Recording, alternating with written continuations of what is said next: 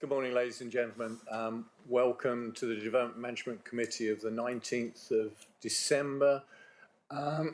Just some housekeeping before we start. In case of a fire alarm, please exit the doors and building and make your way to the far end of the car park.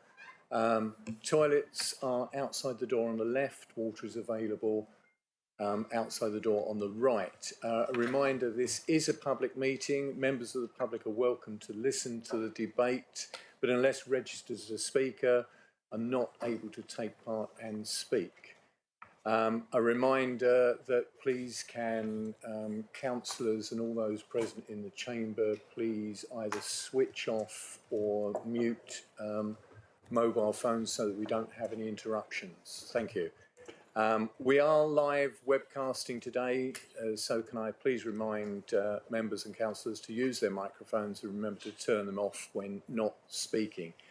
In terms of how items are presented, the order for each application is as follows. The case officer will present their report.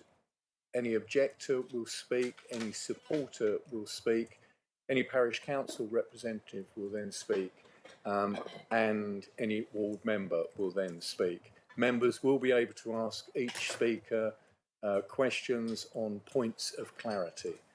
At the conclusion of the debate on each application, the members will vote and come to a decision. We'll start some introductions. I'm Mark Long, Councillor Mark Long, Chairman of this committee. If I can ask the officers at the top table to introduce themselves, please. Thank you. Thank you, Chair. My name is Amelia Bolter, Senior Democratic Services Officer and Clerk to this committee. Thank you. Good morning. I'm Bernard Taylor. I'm Vice Chairman of this committee. Good morning, everyone. I'm David Fairbairn, Head of Legal Services and Monitoring Officer. Good morning. I'm Pat Weimer, Head of Development Management at Southampton. Claire Stewart, Principal Planning Officer for Southampton District Council and Case Officer for the first two applications on the agenda today. Thank you. Can I ask for any apologies for today's meeting? Thank you, Chair. Yes, we've received apologies from Councillors Bonham, Carson and Rake. Thank you. Thank you. Agenda item 1, the minutes. You have had the minutes of the meeting of the 14th of November. Can I ask whether you agree those minutes, and could I have a proposer and a seconder for those minutes? Thank you. All those in favour of the minutes, please show. Thank you. Agenda item 2, urgent business. There are no items of Chair's urgent business. Item 3, division of the agenda. There's no reason to divide the agenda today. Declarations of interest, members. Are there any declarations of interest on the items before us today? Councillor Panel. Well, this might apply to more than me, but I see the National Trust are an objector to the first application. I'm an ordinary member of the National Trust, so I guess it's just a personal interest and shouldn't affect anything to do with me taking part. Thank you, Councillor Panel. That will not affect you. Councillor Allen. I'm also a member of the National Trust. Thank you. Councillor Dominic, the same, I suppose. Yeah, also a member of the National Trust. Also a member of the National Trust. That's a vote that the National Trust seems to be popular amongst members. Thank you. Thank you. Public participation. We have speakers and they are identified for each of the applications. We normally just run through a sort of decision-making process, and I'll ask Mr. Fairbairn to just run through that for members and those who are listening to the debate today. Thank you. Thank you, Chairman. As I've said previously, the committee has to make its decisions in accordance with the development plan unless material considerations suggest otherwise. Material considerations are those considerations that are about the use and development of land in the public interest, so private interests are irrelevant. And decisions are to be made in accordance with the development plan unless material considerations consider otherwise. So when you are considering development plan policies, which for these purposes include the policies of the joint local plan and any neighbourhood plan, you need to consider whether the proposal complies with the development plan read as a whole. So there will be some policies that a planning application will conflict with and others that it will comply with. And it's a question of balancing those and weighing up the conflicts with the compliance and coming to a planning judgment on what the decision should be. So that's it, Chairman. Thank you. Thank you, Mr. Fairbairn. Councillor Hodgson, you have a question. Did I hear you say that climate considerations are irrelevant? No, I said private interest.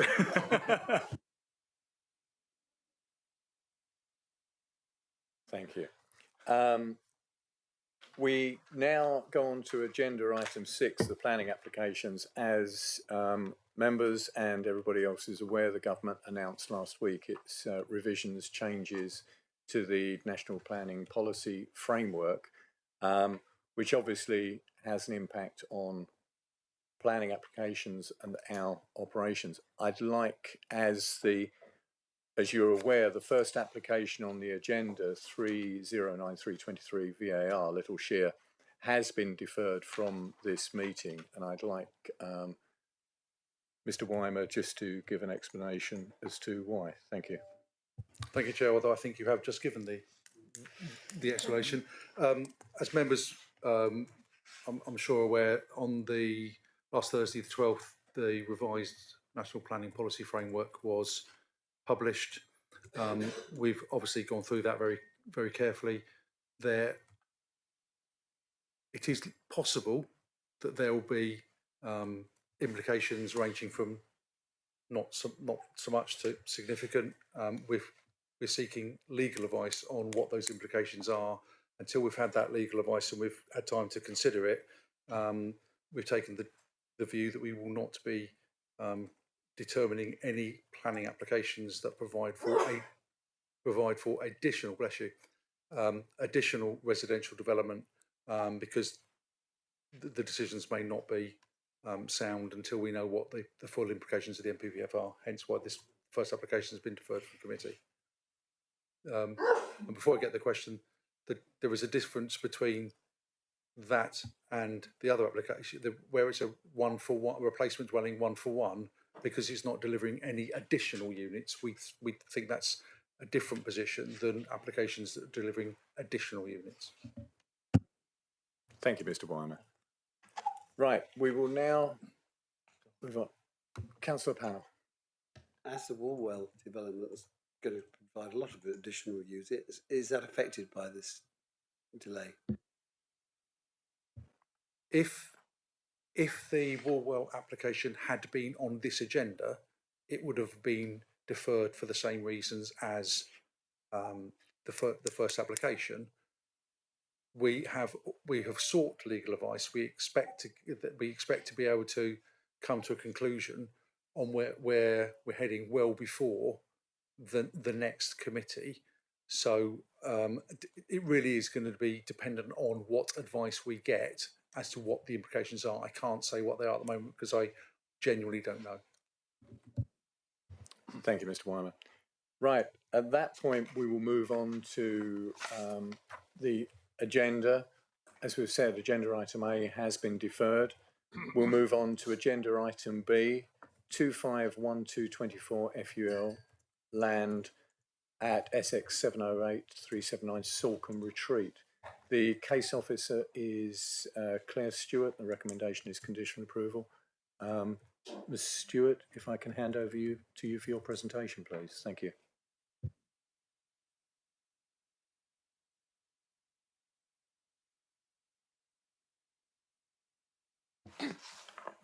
Yeah, happy to. No, fine, thank you. Thank you, Chairman. Okay. Application on land at the Salcombe Retreat, Marlborough. Site location matched edged in red. I'll come back to that shortly. Ms. Stewart, can I just ask? We have some interference in the chamber, which is beeping away. I don't know whether the IT can sort that out. It's rather distracting. If not, if members are happy to continue while it's sort of looked at, but I can hear some. Okay. Okay, thank you. Right, Ms. Stewart, apologies if you'd like to continue. Thank you. That's okay. I'll see how we go. Okay. Just by way of, I can hear it now. Officer updates. The pre-commencement condition for the LEMP, which is referenced in the committee report, has been agreed in writing by the applicants since the report was published. That's a procedural requirement where we're proposing to use pre-commencement conditions. We have to seek the written agreement or comment from the applicant before doing so. As has already been mentioned, the NPPF was revised last Thursday. I've got a short statement to read out in relation to this application, and we'll be doing the same thing and all the other applications that we are still taking forward today. So in terms of the current application, a revised National Planning Policy Framework was published on the 12th of December 2024 following publication of this committee report. The provisions of the revised NPPF that are relevant to this application are largely the same as the relevant provisions of the previous version. The revised NPPF continue to support sustainable rural tourism and leisure developments which respect the character of the countryside, paragraph 88C. Former NPPF paragraph 182, as referenced in paragraph 2.6 of the committee report, is now paragraph 189 and has been amended to refer to national landscapes rather than AONBs. This is a planning application for alterations to an existing building which is already in use in association with an existing holiday accommodation site. The principle of the use on the site is already established, and the consideration of the impacts of the physical development on the national landscape are as set out within the committee report.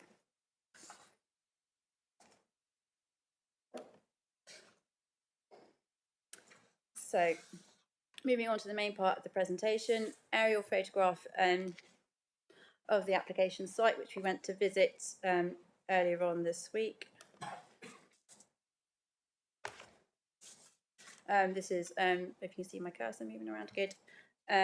Saw Road leading from Marlborough. So we've got the existing entrance to the site in here. The existing building that's proposed to be worked on is up here next to the existing hedge line adjacent to the highway. And then you've got the existing holiday lodges to the south.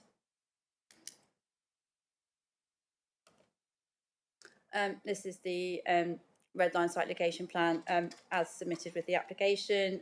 The application site, including access to the public highway, edged in red, adjoining land in the same ownership, edged in blue.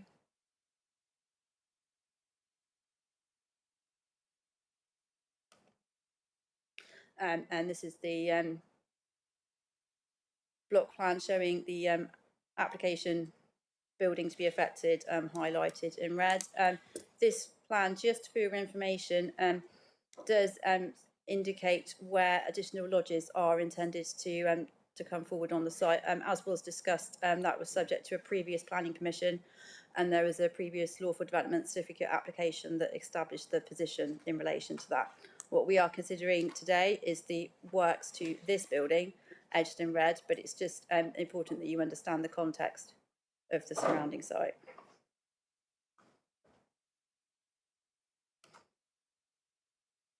So turning to the plans, existing floor layout of the facilities building, currently used as a reception, office, laundry facility, housekeeping for the holiday site. Currently a single-storey building with no first floor.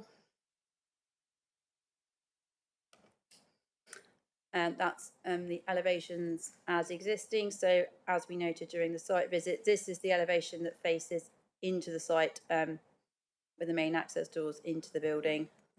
And then it's the rear east elevation that faces towards the road. Currently a painted render building with a slate roof.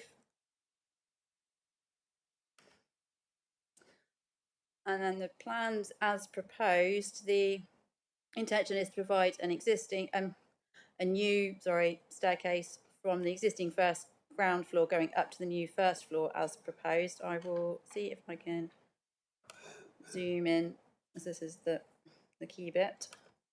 Oh, it's gone a bit. You see that okay?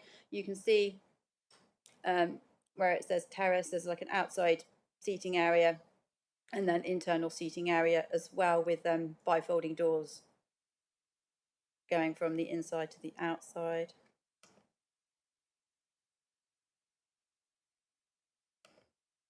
And then in terms of elevations, this is the elevation showing the proposed terrace area. So you can see the glazed bifold doors opening out onto the external terrace area. The increase in roof height of the building is clearly noted on the drawings.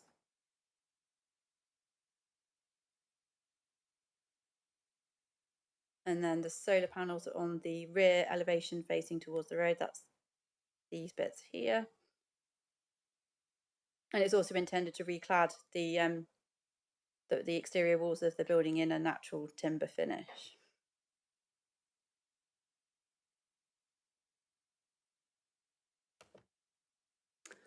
There's the proposed roof plan. As you can see, the terrace area and the solar panels on the other side. And this is a 3D section drawing, which is probably useful to help visualise what the development would actually look like if constructed.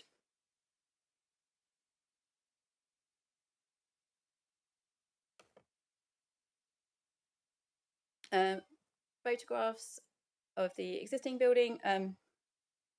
This one was taken on a nice sunny day.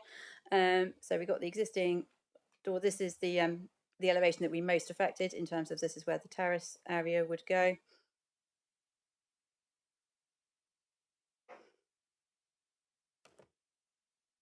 Just for a bit of context, these are just a picture looking back towards the main access into the site, showing what the lodges look like.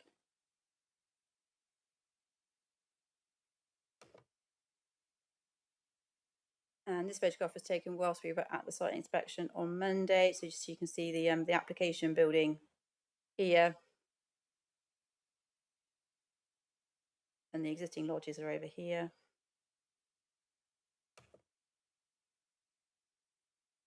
And again, sort of when we walked across the site on Monday, that's the application building. Here you can see the hedge line in behind and the existing lodges and the where the additional lodges previously consented are going to be coming forward.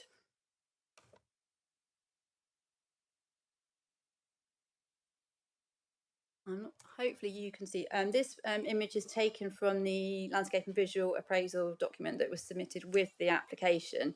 The reason for including it is it's useful in terms of how that that assessment was carried out, but what it does also show, and I'm hoping you'll be able to see it, is it does indicate, well, I'm not quite sure how the image is coming. You can see that there are some green dotty lines. If I just go my Gmail pointer again, I can't really do it. I don't think you can do both, sorry. There's the green dotty lines, which hopefully you can just about see. But this document is on the council's website as part of the application package. Those are the existing public rights of way. So you can see most of those are kind of to the south of where the site is heading towards the coast.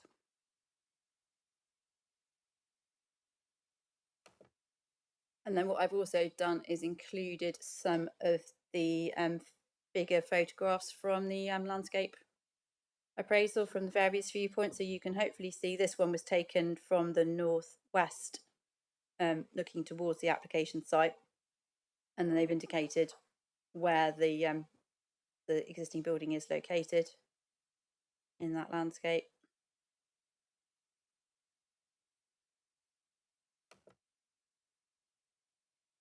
This one, again, if you just looked at the key diagram to the bottom, this one was taken from the southwest, looking up towards the application site, identified in here.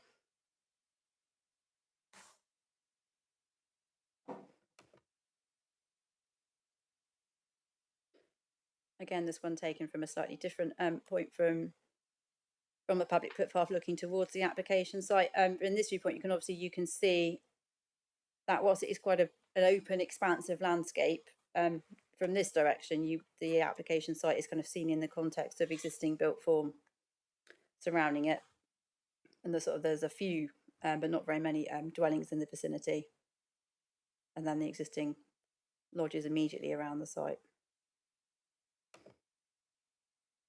This one taken from the southeast, there on the key diagram, looking towards the application site from footpath 15.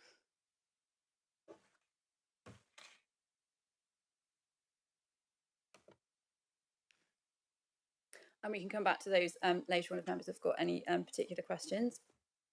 In terms of the key issues, these are sort of set out in detail in the report, but just to summarise, in terms of the principle of development, because we are talking about works to an existing building within an established holiday use site, it's not introducing any new lodges, it's purely a development to support the existing holiday facility that's already there. So in principle terms, officers don't see that there's a policy conflict in this case. The design of the development is, in terms of the roof form itself is staying the same as the existing building. And then probably the most significant issue for consideration, I think, is probably the impact on the national landscape, which is set out in more detail in the officer report. As was mentioned at the site meeting, officers are recommending a number of conditions to seek to mitigate the impact. Whilst sort of the increases in ridge height is not that significant, it is higher than existing, but does need to be seen in the context of what is going on around the building in terms of the existing lodges. Just to kind of draw attention to the recommended conditions, as was previously mentioned, there is a recommended condition for a lamp. The use of the terrace area is to be recommended to be limited to daylight hours only, with no additional external lighting as part of this development. And subject to those conditions, which have been discussed with the landscape officer, who is going to be available to answer questions if you would like us to call her in, and we can do that. I will leave it there and turn it to you, Chairman, for questions. Thank you. I'll take Councillor Hodgson first. Thank you. Thank you. In terms of the new room that's up in the upstairs, which is being redeveloped with the terrace at the front, and then I think you had another one which showed what was going to be inside the back as well. That's it, yeah. So that visual on the right, that's clearly some kind of recreational room, I'm assuming. The fact that one of the new additional changes is that there's a kitchen door now from the office into the kitchen, which I think the existing was the kitchen was only accessible from the outside, so it indicated it was for use, I suppose, for extra use, maybe see, it's only accessible from the outside according to that drawing, or maybe it's only accessible. No, it's a door there, isn't it? But nevertheless, the point I was going to make was surely that what we're seeing here is an increased use of the upstairs, obviously with people on the outside, but also inside and behind. And I think I wanted to ask you, you said there was glass doors, big glass doors, is that correct, between the two? And open onto the terrace. So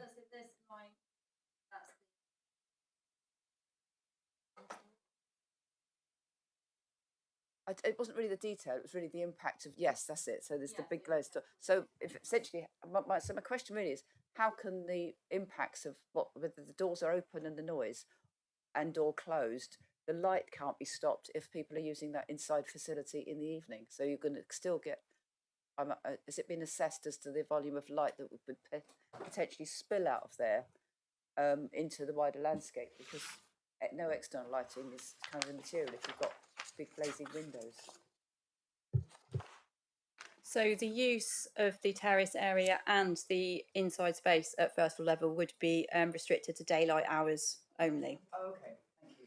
Yeah, we did put a bit of thought into the wording of that condition, and as it's drafted in the report, it does say sort of the terrace and the inside space to be only used during hours of daylight because of that sort of particular. So because we are in the national landscape, sort of impact on tranquility in the national landscape is a particular concern, more so than sort of, you know, the beautiful landscape of the South Hants generally. Sort of when we're in the national landscape, tranquility is more of a consideration and potential concern. And obviously we're at a slightly elevated position because we're at first floor level, so that's why we've suggested that it be limited to that way. I mean, hopefully it's sort of striking the balance between sort of the development still being useful for the applicant, but also mitigating the impact and making sure it is actually acceptable in policy So terms. does that mean that upstairs there won't be any internal lighting either then?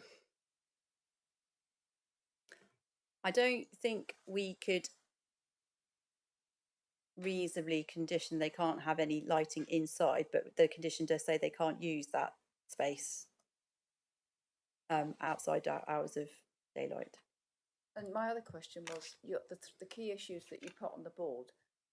In your report, there's a fourth one, ecology. It wasn't on those three issues there. Is that because you're satisfied that ecology requirements are being met?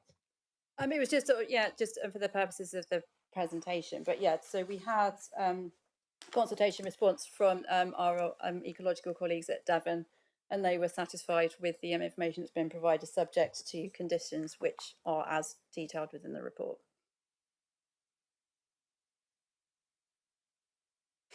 Thank you. Councillor Pannell.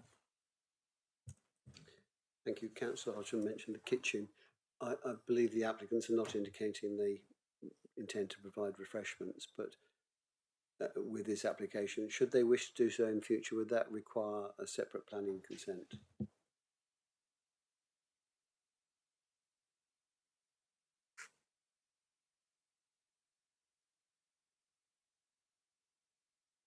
I think as long as the use of the building was only for the purposes of the campsite, if they want, thinking aloud, if they wanted to put a sort of a kettle and a coffee machine in there for the campsite users to use, I don't think it would be reasonable for us to stop that. But if there was ever any suggestion that it was being used by people who weren't staying on the site, then I think that would put us in a slightly different position.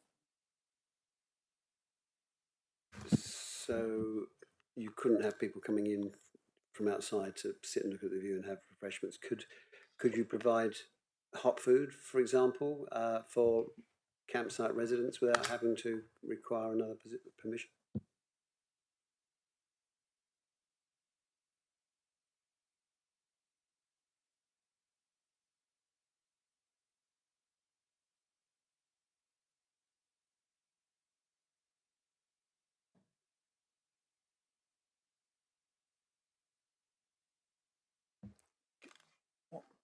I wasn't at the site visit, so I haven't seen what the building is there, but I'm assuming that the building is used at the moment as a reception area, facilities building for users of the site. I think if they chose to use there is an existing kitchen with an external door. If they wish to use the kitchen to provide some facilities, but just for the people on the campsite, I don't think that would require a separate planning permission because there's no change of use. It's an existing facilities building for the campsite. It would retain. But if it was then opened up as an open cafe for all, I think that would require consent because it goes beyond what's ancillary, that the use of the building, which is ancillary to the use of the campsite or tourist park. Yeah, I mean, I don't think there's anywhere for people to sit and have refreshment at the moment. There's no sort of lounge area. I don't believe in the present building, but if, as you say, there's a kitchen there, they could provide refreshment of some sort, even if the people were to take it away, I presume. I would agree. Yeah. Thank you, Councillor. Councillor Allen. Thank you. Just following on from what Councillor Hodgson was saying about the use of the terrace at night. So in your conditions, it only says use of terrace in daylight hours only. Is there some reason why you didn't include use of upstairs interior as well? If you are just reading from the bullet points summary at the beginning of the report, that is what it says. But at the end of the committee report, it has the condition wording in full. the one we are looking at is condition 8. So it's right at the end of the committee report. And it does say the use of the terrace and first floor area hereby approved shall be limited to daylight hours only, with the reason being in the interest of protecting tranquility and minimising light spillage within the South Devon National landscape. Members, any other questions? I do have one for Ms. Stewart. You referenced the building being ancillary to the existing campsite or the campsite as a whole. Is that any conditioned anywhere? I don't recall that being conditioned in the early, because obviously the expansion, the original approval goes back a number of years, and the certificate of lawful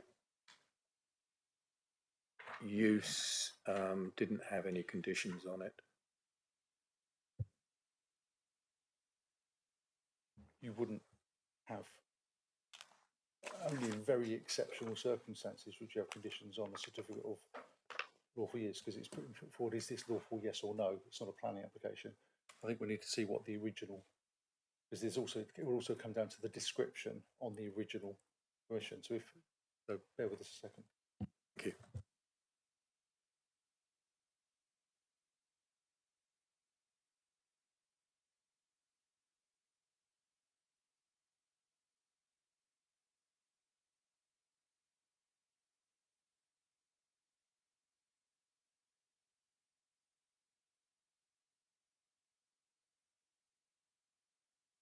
Chair, can we do some digging and come back to it? Thank you. Members, any other questions? Councillor Hodgson. It's slightly random, but it's under condition 8 on page 35 rather. It says the use of the terrace and first floor area hereby approved shall be limited. Oh, sorry, no, the next one, number 9. At no time shall any external lighting be installed or used in association with the development hereby approved. Does that mean that any external lighting that is there already for the downstairs can't be used at all now either once this development goes ahead?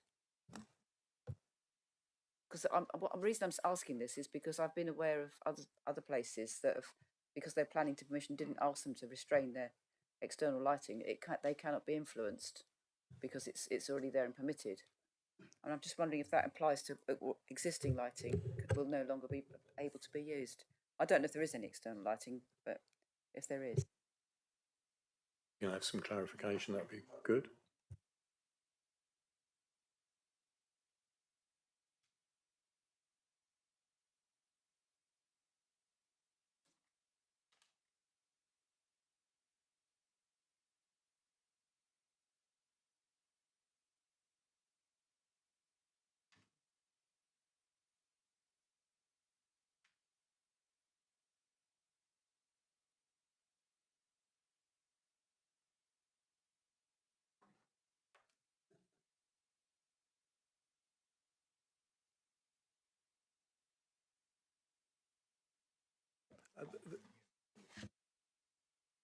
Thank you, Mr. Members, please. Members. The way the condition is constructed at the moment, so as you're quite right, at no time shall any external lighting be installed or used in association with the different hereby approved, I think would cover existing lighting, which I think is probably not reasonable, because presumably previous lighting would have been part of previous permissions. But because it says at no time shall any external lighting be installed or used, I mean, I think we'd want to have a conversation, but my feeling is that it would be unreasonable to retrospectively look back on lighting that's already got consent and say you can't use that. So my feeling is this, I'll discuss with Claire, but my feeling is we might be looking at and amending that to at no time shall any additional external lighting be installed, which means that the status quo at the moment in terms of external lighting would remain, but no further lighting would be able to be installed, which I think would cover the concerns we would have. Thank you, Mr. Weiner. Councillor Hodgson. I mean, the devil's in the detail with these things.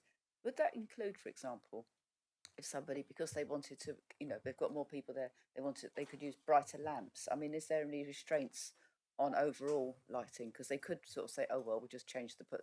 Because I've seen this happen in other places where a much brighter lamp is installed in existing lighting, so it's still covered. And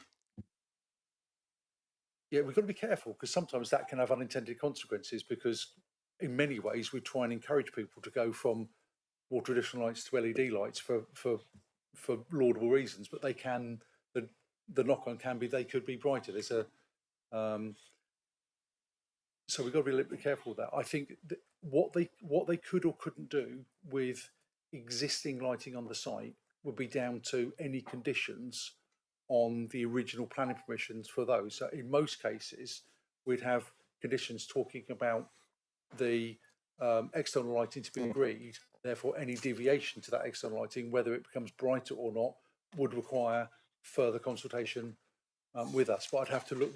I would have to look, or we would have to look at the individual conditions on the original consent. But I think it would be unreasonable for this application to retrospectively affect lighting that's already got consent, and so we'd need to look at the consent for those original ones. But you're absolutely right. In some cases, the bulbs can be changed, and because of lighting technology, they do become brighter, which would be a concern particularly in certain bat-fly zones, as for ecological reasons and for the brightness in natural landscape. So you're right to raise that concern, but I would also argue that in many cases the energy efficiency of more modern bulbs is a better thing from the sort of the green perspective than older ones. So it's a bit of a tension there, I think, between those two objectives. Thank you, Mr. Warren. Unless we find a way to actually just limit the lumens. Yes. Thank you, members. Any other questions, Ms. Stewart? We have the outstanding. I think we've got the question. I think we've got the answer to the question. Thank you. Okay, so coming back to the question around any conditions surrounding the use of the building as it exists. The building as it is now was originally approved as part of the 2007 permission for works onto the site, which was then amended in 2010. There weren't any specific conditions regarding the use of that building on that. So I think we would just come back to the point of the use. It was referred to as an ablutions building, but the plans do clearly show the laundry facility and the reception space for use with the campsite. So I think coming back to the point of if it's being used in connection with the campsite, that's fine. Any use that brings in people who are not visitors to the campsite, that would require a new planning application. Thank you, Ms. Stewart, for that clarification. Thank you. If there are no other questions, we'll move on to speakers on this. We have a statement from the National Trust objector to be read out to the committee today. Thank you. Thank you, Chair. Just a statement from the National Trust. This is from Emma Rees, Acting Lead Ranger for South Devon Coast and Countryside. Southdown Farm, which borders the Salcombe Retreat site, is of national importance for many of our native British wildlife species, including substantial curl bunting and skylark populations, greater horseshoe bats, barn owl, also rare arable plants and species-rich grasslands. The farm is at the centre of a landscape-scale nature recovery project and has seen significant increases in farmland bird numbers. Breeding barn owls and the population of several bat species are increasing in response to the management changes implemented here. We are really concerned that this development will have a negative impact on several of those species through the light and noise pollution directly adjacent to the farm. Barn owl and bats foraging will potentially be affected as both forage at dusk and into the night, and the noise and light pollution will also disturb nesting birds. We have survey data which can be provided on request. We consider that such light pollution and noise would have two material impacts. One, on the character and appearance of the national landscape, and two, on protected species and their habitats. The bolt head to bolt tail site of special scientific interest encompasses land long inland of the coastline in this locality, and between the site and the special scientific interest, there are several areas of priority habitat, e.g. lowland fens, wet woodland and reed beds. Further, we understand that this is an area where greater horseshoe bats forage along the hedgerows and where a significant population of curl buntings breed in the hedgerows around the site. It is not clear to us that satisfactory consideration has been given to the protection of these species habitats, i.e. beyond the application site and building. Thank you. Thank you. Obviously not present, so no opportunity to question. Is everybody clear on what the statement has said there? Thank you.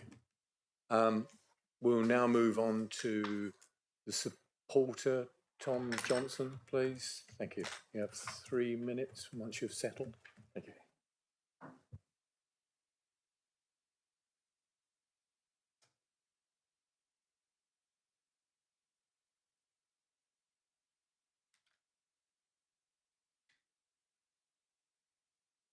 You'd like to use it. Thank you. Chair, members, thank you. Your officer report is considered, thorough and well written, for which we are grateful, and we support its comments without reservation. In particular, we support the officer's professional view that the application accords with the relevant policies of the development plan and the associated local and national guidance. On behalf of myself and the client team, we appreciate this opportunity to address a couple of crucial matters the report raises, and to expand a little on the rationale behind our proposals. As set out in the report, the application site is located within the existing Salcombe Retreat Holiday Park, where the proposals are isolated exclusively to the creation of a west-facing integrated terrace in the roof of the existing service building used exclusively by patrons of the holiday park. The design recognises and responds to the site's position within the wider landscape and the relevant policies which seek to protect the associated landscape designations. The design has been considered at the highest level of detail to effect the minimum change on this landscape and has been informed by a pre-application discussion with Southam's Planning, as well as a landscape visual assessment to ensure the proposals respect the qualities of the national landscape, the heritage and undeveloped coast, and the Southam's dark skies policies. Key features of the design which serve to reinforce our commitment to respect its location in this landscape include limitation of the use of the roof space, internal and external, to daylight hours only. All proposed glazed elements will incorporate anti-reflective technologies and an appropriate tint which will serve to assimilate the glazed elements into the wider roof finish and also negate the glint glare effects in the wider landscape. There will also be the upgrade to the overall quality of the external appearance of the existing ground floor elevations, which will receive muted, sustainably sourced natural timber cladding. Both your landscape officer and senior planning officer acknowledge the proposals as submitted are acceptable with regards to design and landscape matters subject to the conditions recommended. We hope members will recognise the efforts Salcombe Retreat have made to sensitively incorporate a terrace and improve the appearance of the existing service building. The application demonstrates that landscape impacts have been carefully considered and will not lead to any harm subject to the recommended conditions. It is for these reasons that we would ask members to support their officer's recommendations and approve these proposals without further delay. Thank you. Thank you, Mr. Johnson. Members, any questions of Mr. Johnson? Councillor Hodgson. Aye.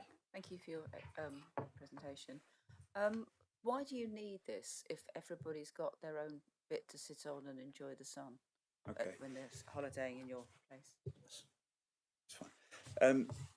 So in response to that question, and particularly this relates to the units, the existing units, and obviously the new units that are currently, as you saw when you visited the site, that in that upper section of the site, those units are not being sold on the basis that they have sea views.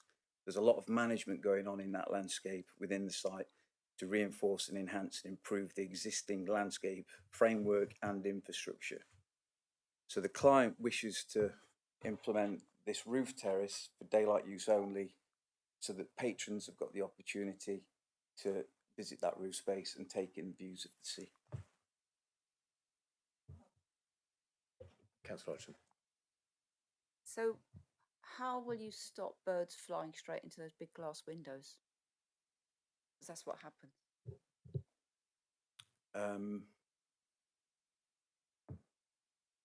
I'm not entirely sure how to respond to that. I apologise, but I would certainly address it and come back with the necessary information if that serves.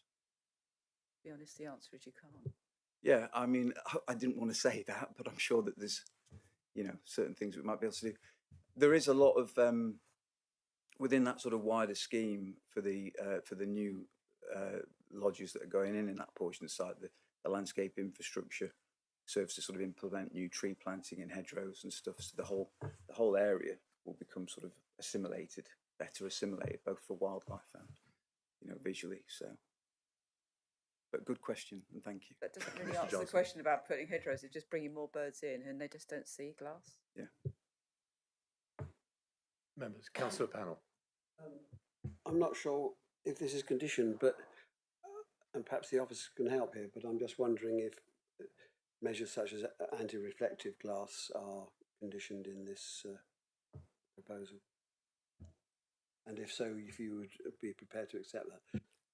We've already proposed anti-reflective technology onto all proposed glazed elements.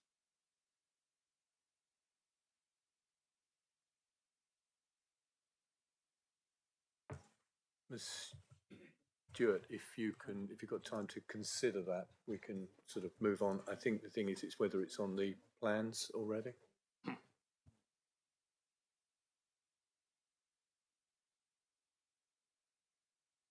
While that's being looked at, are there any other members who wish to speak or ask Mr. Johnson questions?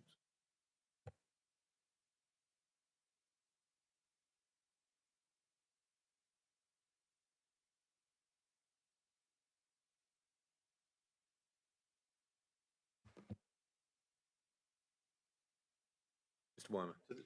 As far as we can see, there isn't specific details on the plans saying that. If members were mindful to impose a condition, I believe it wouldn't be unreasonable to impose a condition that details of the anti-reflective, whether it's a coating or the glazing, so details are provided to us, and the windows are installed in accordance with those approved details, rather than because I think we want to see exactly what's being proposed and then approve that, rather than just putting on a more, let's say, bland condition. If that makes sense, I think we need to be quite precise on this. Thank you, Mr. Wyman. Would members, should this be approved, be seeking? I think, with respect, Joe, I think that probably ought to be part of once a member makes a proposal. Yeah, they could we'll add any choose conditions to include it or not at Yeah, that point. thank you. Because I think whilst we're still in speakers before we've got to debate, I think that's probably. Yeah. Thank you. Any other questions of Mr. Johnson? If not, thank you. Thank you.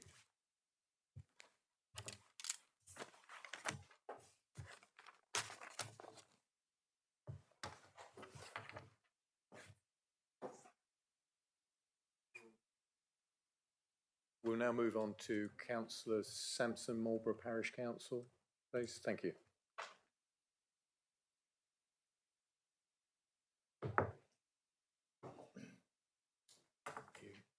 You have 3 minutes. I note the speaker next to you is still switched on. Thank you, Councillor Abbott.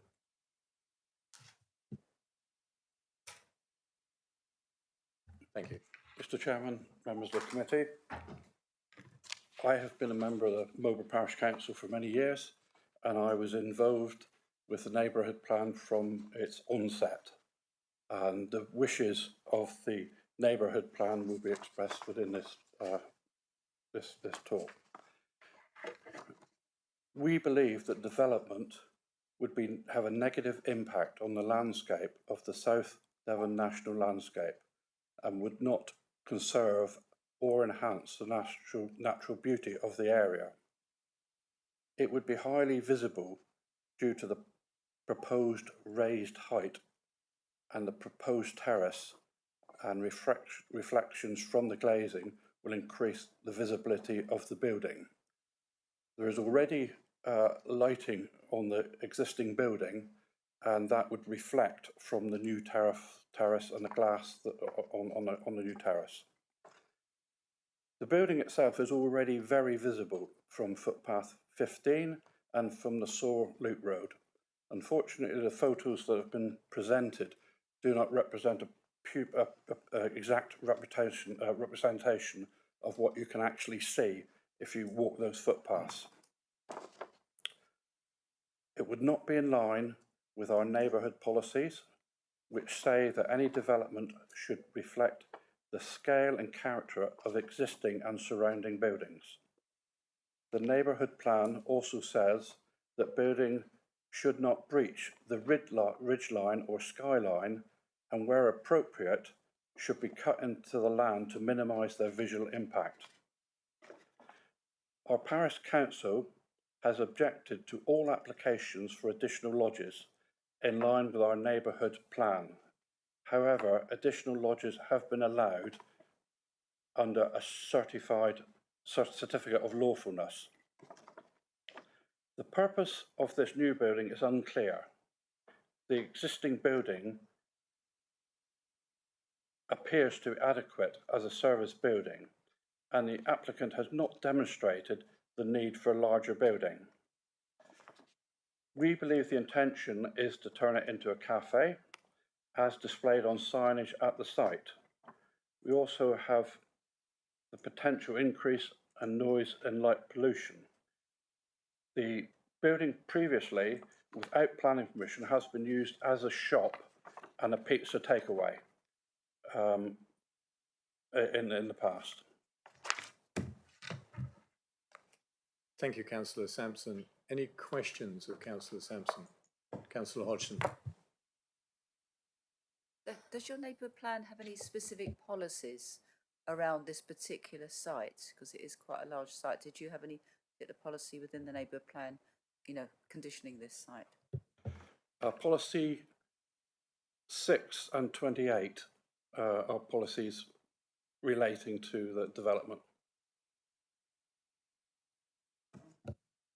So, and do any of them, within those, do they specify issues around lighting and scale of use on this? Yes, they do, yes. Thank you. Councillor Taylor. Yeah, and John. No, these takeaways, were they just for the campsite? No, it was advertised on Facebook for the general public, as was the shop. Members, any further questions of Councillor Sampson? If not, thank you.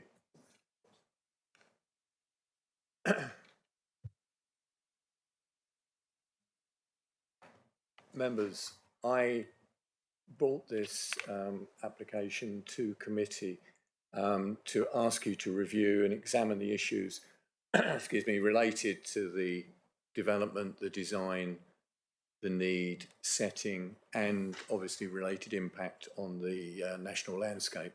And what I'd like you to do, and you've heard very good comments from the National Trust, from Mr. Johnson. I appreciate the comments and some of the points that have been raised and intend to be implemented, and obviously the views of Councillor Sampson. And what I want you to consider and look at is really any challenges that this proposed development makes to the neighbourhood plan, particularly looking at potential intensification, potential use, and potential sort of lighting impact in the area. So, members, I just ask that you give due consideration to the potential impact on this, and having listened to all three comments both in support and objection, which I think have balanced it out quite well. And you've seen the fairly extensive and well balanced report from the planning officer as well. So I will leave my comments there, but just ask that you give due consideration to this. Councillor Panel. I've got a technical question for the planners. Is there a planning definition of daylight hours? Is it between dawn, the official dawn and dusk? We've heard, of sunrise and sunset. We've heard about the importance of not disturbing, particularly birds at dusk. I'm just wondering if there is a definition of what daylight hours are. Mr. Wyman. I think you'd just take a common sense approach. I don't think there's a specific definition of in planning terms, but I would take it from, personally, I'd take it from dawn to dusk would be the normal sort of daylight hours. Thank you, Mr. Wyman. Well, it's just that we've heard that the birds are particularly susceptible at dusk, and I'm just wondering if you're saying dusk, that is it the beginning of dusk or the end of dusk? And it would maybe be more appropriate to condition it with between the hours of sunrise and sunset, so that light can linger on for a half an hour or an hour in summer after sunset, and that's the time when birds are vulnerable.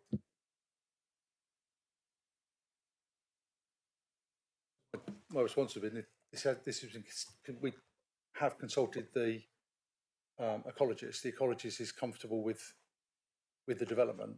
I think it'd be very difficult to progress an ecology reason refusal when we haven't got backing from the ecologist. Councillor Abbott. As I understand it, night time is half an hour before sunrise to half an hour after sunrise, and so whereas it might not be in planning, I think it is in British law, because that's why we are obliged to turn on our car lights, and that there should be no lighting, which was an issue raised up beforehand. You'd have to have lighting for safety going down the stairs, because we get cloudy days. So it just seems reasonable what everything is proposed on the lighting and on the definition as currently being used. Councillor Hodgson. I was just going to say that, I mean, every day you can find out when sunset and sunrise is. So by the day, that's defined. And as has been said, that the half an hour, it should be brought forward half an hour before sunset and half an hour after sunrise. And that would cover that dawn and dusk period when, as you say, the birds and bats are feeding. Can I think seek clarification, but I think we can, you can bring this forward potentially for conditions at the point when somebody proposes or seconds on this.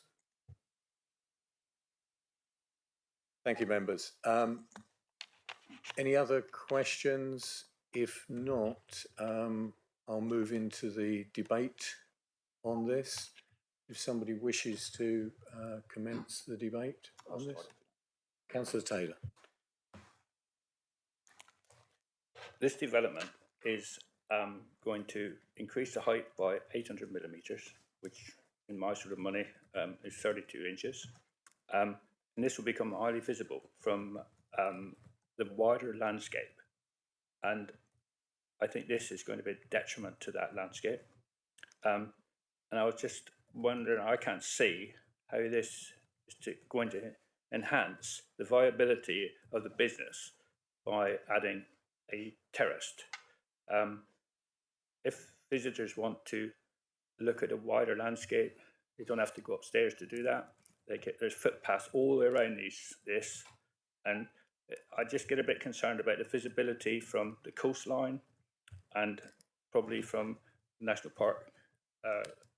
There's a car park the other side of the valley, I think, that you could see right back into this. And if you're going up by that amount, which is not much lower than the telegraph pole that it's the back of it, to be honest, when you look at it, and I think that would be a detriment to the area. Thank you, Councillor Taylor. Any other comments? Councillor Abbott? Yeah, I do find it very subjective. I hear you, Bernard, Councillor Taylor, but you know, when I think of 32 inches, I just don't think it's very much. And when we stood across the other side, I just thought, oh, it's all so insignificant actually. And so I hear your view, and that's your view, but I have a different view about that increase in height. And it is interesting that it's been mentioned about the justification. But why would they want something? And I presume the supporter had seen that that was an issue that had been raised, and he gave us a justification. And yes, you're right. You can go off to a footpath, or you can drive down to the coast. But this is on site, and you might just want to go up there for a while. There is a danger, and in fact, it comes up in other planning applications today about step by step encroachment on what we would see as ideal. But you know, in itself, I don't see this as being a big issue. So there we are. Councillor Hodgson. Thank you. In 2.4 in the case officer's report, policy Dev 23 is quoted, requires development proposals to conserve and enhance the landscape and seaside character and scenic and visual quality, avoiding significant and adverse landscape or visual impacts. I hear what Councillor Abbott says, but I think 32 inches, if you look at that, what we're looking at now, if you can just imagine what we've seen as how that will look with its change in the roof, which is going to be higher, bigger, and more things in that roof, that tiled roof that we're looking at the moment, and potentially a lot of people during the day, because I mean that's daytime, so be people, noise coming from it. I think the National Trust does incredible work on our behalf, and I think the fact that they've raised real concerns around the impact on the National Trust, not only the land they hold, but also the work and projects they're doing. I think we have to listen to what the local parish council are saying about their concerns about the impact on the area, and I think also, you know, we know we've got a problem with our ecology, and if this is something that could potentially put a slight risk on that, then I just don't think it's worth it, because people apparently come for, you know, to have a holiday, to enjoy the wildlife and the natural landscape.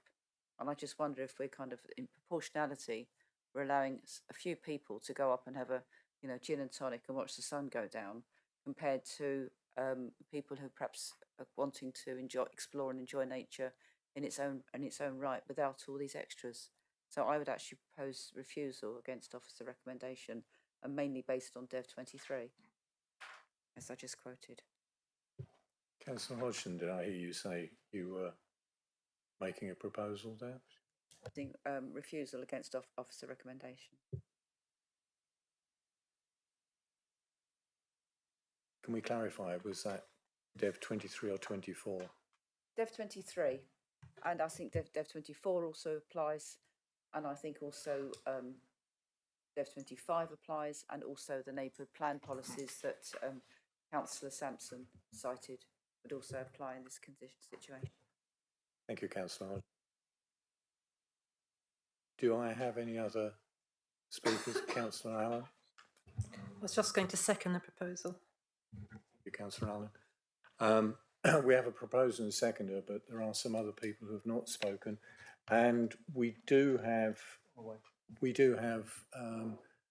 Ms. Ermson, the landscape officer, who could answer any questions of members if there are specific landscape issues. Excellent timing. If there are some points of clarification, or you wish to sort of address any points to Ms. Ermson, Councillor Hodgson, as you proposed it, are there any particular questions that you would have? I suppose my question would be to our own landscape officer is, you know, when we're looking at what the comments that the National Trust has said, and also the points that have been raised specifically around the local neighbourhood plan. And I mean, I've worked with neighbourhood plan groups; they work really hard to get it right. You know, people are trying to build in protections. How, you know, why are we happy to say it's not going to have an impact? My evaluation of the application was based on the understanding the concept of what's also been approved but not built out there yet, or not developed yet. So within the context of the approved expansion, which has quite a strong landscape strategy built into it, and the fact that the development is on the roofline that faces into the retreat, so it's looking across the retreat, so it's in the context of development that's there in front of it. So there's quite a lot going on in that site. That means that from the wider landscape, there will be a degree of screening. So quite a lot of discussion about what sort of activity was likely to be happening there and what controls might be possible to put in place. It seemed to be quite clear that they were only applying for a daytime use, but there was not going to be external lighting. It was just going to be seating in a coffee area type approach. It's not a restaurant, it's not a bar. So the type of activity didn't raise any great concerns in terms of the fact that you wouldn't be able to see it from the wider landscape, and you've already got an active holiday site. You're not increasing the number of users particularly, you're not opening up to wider use. So any activity would be contained within the site and part of what's already accepted going on there. So on that basis, the change to me seemed to be negligible. I have read the National Trust comments. I appreciate their concerns, and if it was in a different location on the site, I think I would probably share them. But because of where it is and the relationship that it has with particularly the very sensitive open coastline, my view was that it with the framework that's been approved as part of the approved but not implemented applications, the landscape strategy, that all of that gave me quite a lot of confidence that it would have a negligible effect. Thank you. Councillor Hodgson. Looking at that photo that we've got on the screen, would you not accept, though, that you're taking it into a different level? Because not only is that coming up, okay, it's not huge, it's best part of a metre, which, you know, will take it up to, is it the hole behind it about as an indicator? But the impact of what's coming out of there in terms of noise and impact on tranquility during the daytime would also be perhaps a bit more than you would expect from what is the humdrum that would exist around some of the buildings where you've got that opportunity for absorption of sound. It's going up. Is that going to be addressed, do you think? My view was that it wasn't, no. If you've got active holiday activities taking part on the wider site, I don't see that slight elevation is going to make a huge amount of difference. Thank you, Ms. Williamson. Councillor Nix. Yes, thank you. I've listened to all the debate and information that's been given to us this morning, and whilst I agree with the proposer and seconder, I think the limited use that's been proposed for this and the heights aren't going to be significant, particularly if the suggested anti-reflective glass was put in to the plans, so it had to go through on the planning application. So I think on balance overall, I would say that I would be against the proposal that's been put forward. Thank you, Councillor Nix. If Councillor Allen, I was going to pass some comments, but please, Councillor Allen.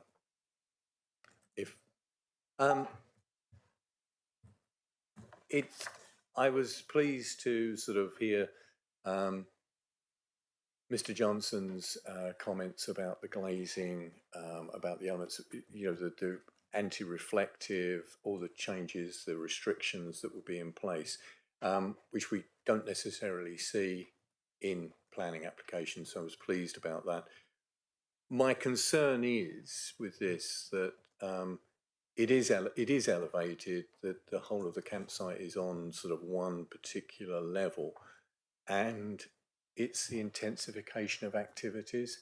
It's interesting that previously the expansion of the site came through as a planning application. It was refused. It went to appeal and was refused by the inspector as well for a number of reasons. But the expansion, the certificate of lawfulness proposed siting of 52 static caravans was granted on the basis of legal elements of the previous application. But I think it's for me, it's interesting, the comments, and I was reading again today the appeal decision, and the inspector at the time in, was it June 20, one of the comments was, I've carefully, this was for the expansion of the site overall, and he said it's clearly a matter of judgment as to the impact of the proposal on the landscape. And he talks about the intensity, and he's talking about the additional caravans, static caravans. But a lot of what the inspector said was that any sort of development there would have a detrimental effect on the undeveloped and unspoilt character, appearance, or tranquility will not be permitted except under exceptional circumstances. And he's talking about policy Dev 24 there. And interestingly, it was also highlighted it would be in contravention of policy 27 of Marlborough's neighbourhood plan, which indicates that proposals for such are likely to be resisted as comprising development creep. And I think this is, for that site, the parish council have been consistent in their opposition of the expansion of that site, and from touring caravans and campsite to static caravans. I appreciate the level of landscaping and other elements that are going into this and have gone into it, but looking at this particular building in isolation, which again the National Trust has said, should you, and I think there's an element that we should consider there. I think it is that level of intensification that concerns me, even with the glazing elements, the restrictions there. It is something which will be viewed above the whole site, and it will sit higher. And I suppose for me the key issues around this is the additional light, the intensification of activity, the change of the view from the wider landscape. And we are looking across the site, and you see the tops of buildings, and this one sits above them from a wide range. And there is a permissive footpath just to the north running along the hedge, which doesn't show on the maps because it's permissive, where the National Trust are expanding the number of footpaths, bridleways across that site. So it is that intensification that I'm concerned about, and particularly, how it looks from distant views and close-up views. So it's that, as the inspector said at the time, I think it is quite clearly falling within the sort of policy 27 of Marlborough's neighbourhood plan,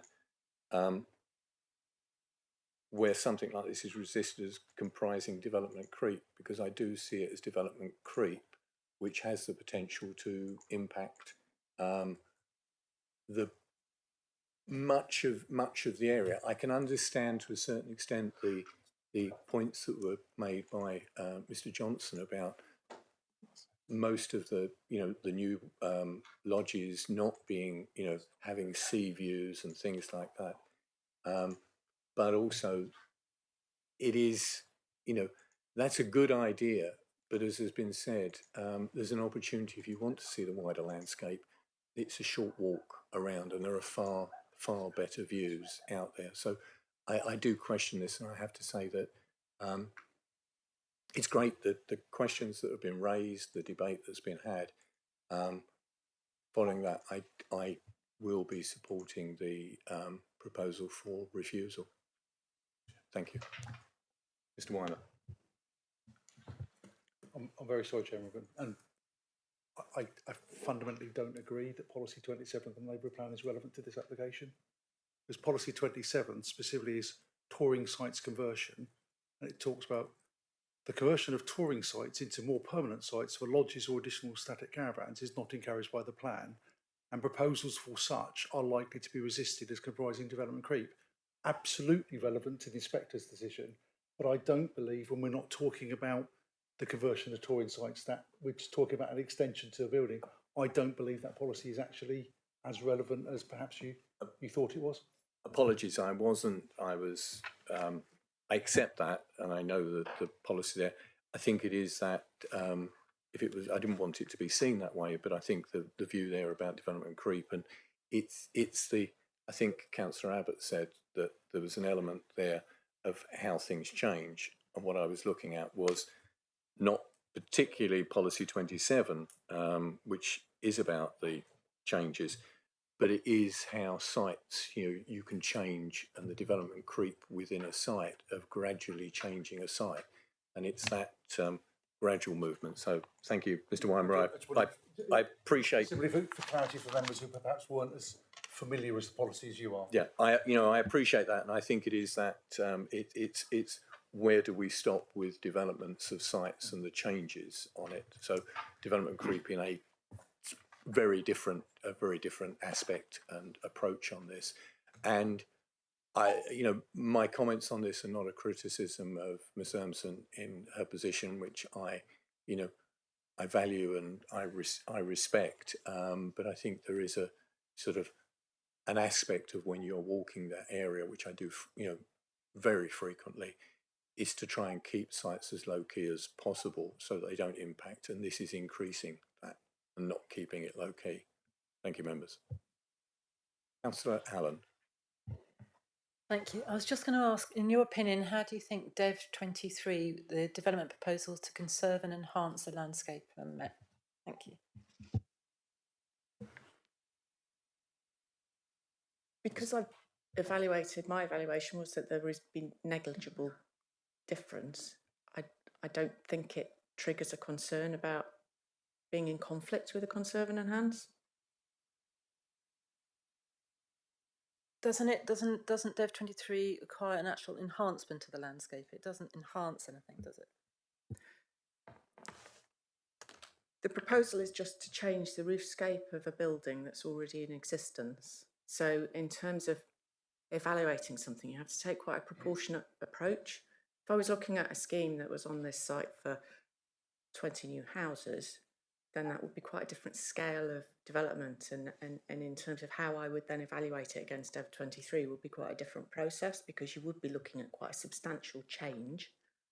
And does that change then trigger a need for mitigation? And does that change then really bring in that, how does this meet the conserve and enhance? And it's equally applicable for Dev 25 for the protected landscape as well.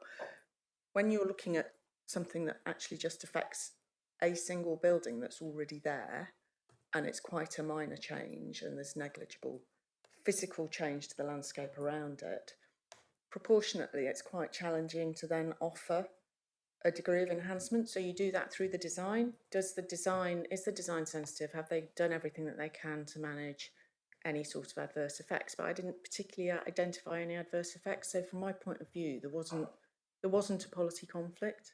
I appreciate there are other points of view that have been expressed here that I perhaps wasn't present for, but in my view, there is not a policy conflict with just altering the roofline and those things that happen in that roof space because of the type of activities that have been described, and because of the context of what is approved on the site, which comes with quite a strong landscape strategy around it. So I was looking at those plans as well. They haven't been implemented in full yet, but understanding what was there in terms of the approved scheme that will be delivered.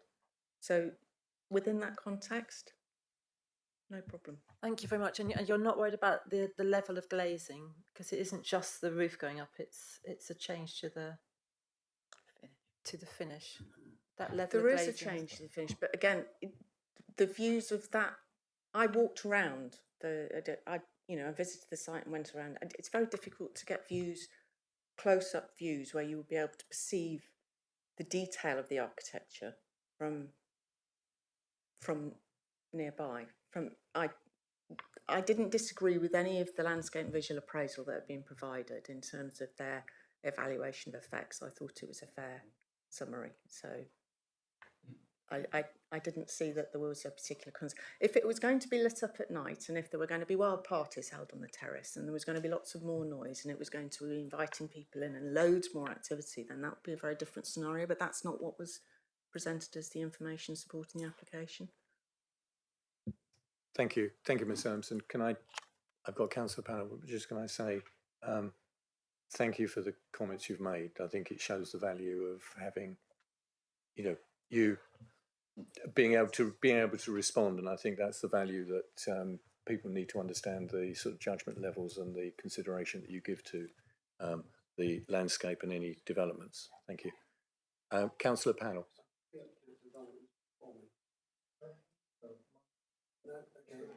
Thank you. I'm inclined to support the application, but I think the building, the application is a fairly modest application, which won't have a dramatic impact on the landscape at all. I am influenced by or may be influenced by this definition of daylight, because we've heard from the National Trust about the importance of dusk and not interrupting bird flight. We know that barn owls go out at dusk to hunt for prey. I've looked up by good old Google the definition of daylight hours, and Collins Dictionary says indeed half an hour from half an hour before sunrise until half an hour after sunset. Well, that's well into dusk, and that concerns me because birds such as barn owls would be out hunting in those hours. Another definition from Wikipedia says it's from the sunrise to sunset, which is different. And there's another site, a legal site, which Mr. Fairbairn may have knowledge of or may like to comment on, which goes back to the first definition of half an hour either side of sunrise and sunset. If I were to vote in favour of the application, should it come to that, I would like some assurance that the daylight hours we're specifying would not include time after sunset or before sunrise, which Mr. Weimer thought might be difficult to insert. Thank you, Mr. Barrow. Mr. Fairbairn. Chairman, I'm not going to comment on the veracity of legal websites on the net. You'll leave you to make your own judgment. No, I thought you might have your own experience. A number of them, and some of them are very reputable. Others perhaps less so. It is largely, as you've just discovered, a matter of take your pick. It is what you want it to be. There is the half an hour before, half an hour after, but there's also sunrise to sunset. It is up to you to define what you mean by daylight hours, essentially. Thank you, Mr. Fairbairn. Councillor Allen. Thank you. I should say, first of all, that I'm the council's rep on the National Landscape Group. I think my concern with this is very much about the glazing. In the National Landscape, glazing is considered a bit of an issue in conversations I've had with people at National Landscape meetings.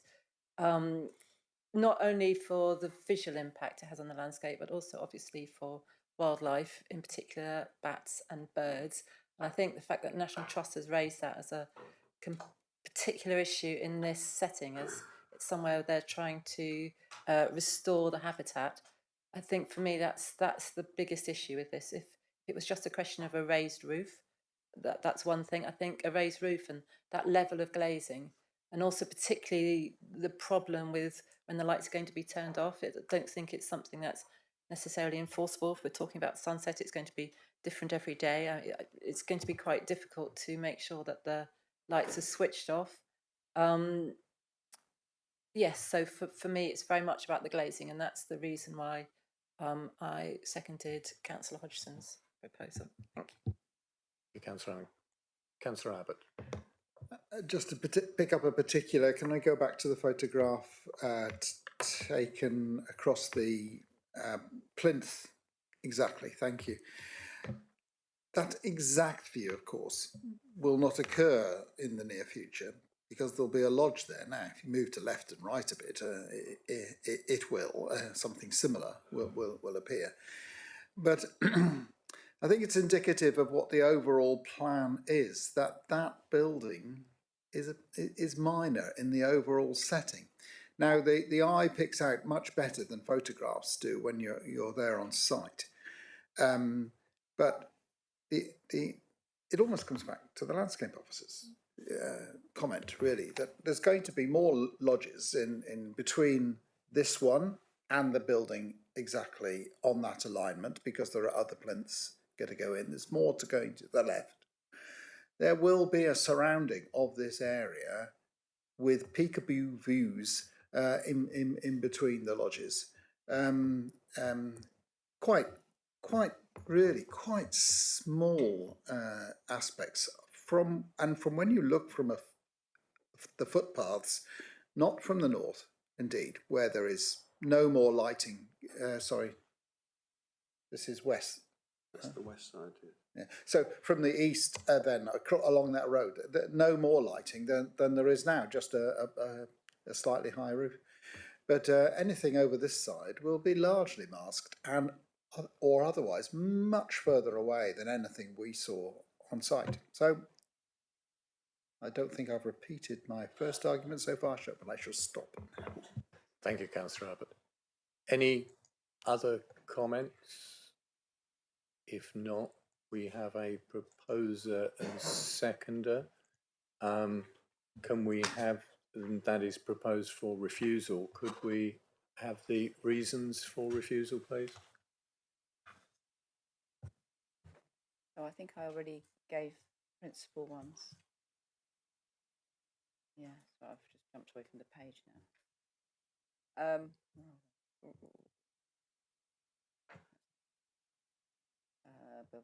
Sorry, I'm just trying to find the page I was on. Oh, yeah, here we go. So, as much as I respect and hear what our own landscape officer says, I do think this conflicts with Dev 23 because it doesn't conserve and enhance the landscape, townscape or seaside character and the seaside and visual quality. So I think that's one. I think Dev 24 also to protect, maintain and enhance the unique landscape and seaside character, special qualities, and one of those qualities, of course, is the tranquility. I do think it's potentially going to have an impact on the ecology because of the glass, which could be a danger and potentially attract and distract birds and bats from their natural habitats and their ability to sustain well. And I'd also like to make special mention of the National Trust's own comments about the projects that they're carrying out. It could conflict with those projects, which I think are really important, given our wider knowledge, widely documented loss of wildlife. If the National Trust is trying to enhance our wildlife, I think we should support them. And if they're making a comment as substantial as they are, then I think we should respect that. Councillor Hodgson, I've just been sort of asked to remind, when looking at the JLP policies and other policies, can you also highlight how those policies are affected? I think you started to say that at the end. Okay, so just to go back to Dev 23, which I was talking about, I think it's difficult, it's difficult to describe a whole, isn't it? It doesn't conserve and enhance the landscape. It says our policy requires development to conserve and enhance the landscape. I hear what has been said about our landscape officer, who's saying she feels that this isn't significant enough to require that, and I hear that, and I think that might be like we're sort of like the how long's a piece of string is in the debate of this. And my view is that even small amounts can make a difference. The tranquility is going to be impacted by the use of this roof, which currently makes no noise whatsoever, and suddenly will be making some noise and impacting on tranquility. And also, as I've said before, the impact of the particular glazing, which could be adverse to the wildlife. Is that enough?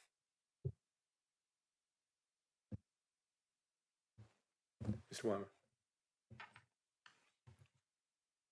No, don't think it is, Councillor, to be honest, because if that was the reason refusal and it was refused and we went to appeal, the first question for the inspector would be for a local authority. You said it doesn't conserve and enhance, but why doesn't it conserve and enhance? And I think all we've got at the moment is noise, noise and disturbance on tranquility, and the impact on glazing on ecology, which is something I really wouldn't like the authority to go, given the comments of the ecologist. But it's a member decision. I think we need a little bit more around what is it about the proposed development that doesn't conserve and enhance? So what is it that affects? If it doesn't conserve and enhance, you must be saying it causes harm. So what, even if it's minor harm, what is it about the development that doesn't conserve and enhance? Well, it's a personal view, but I think it's one that's maybe shared a bit.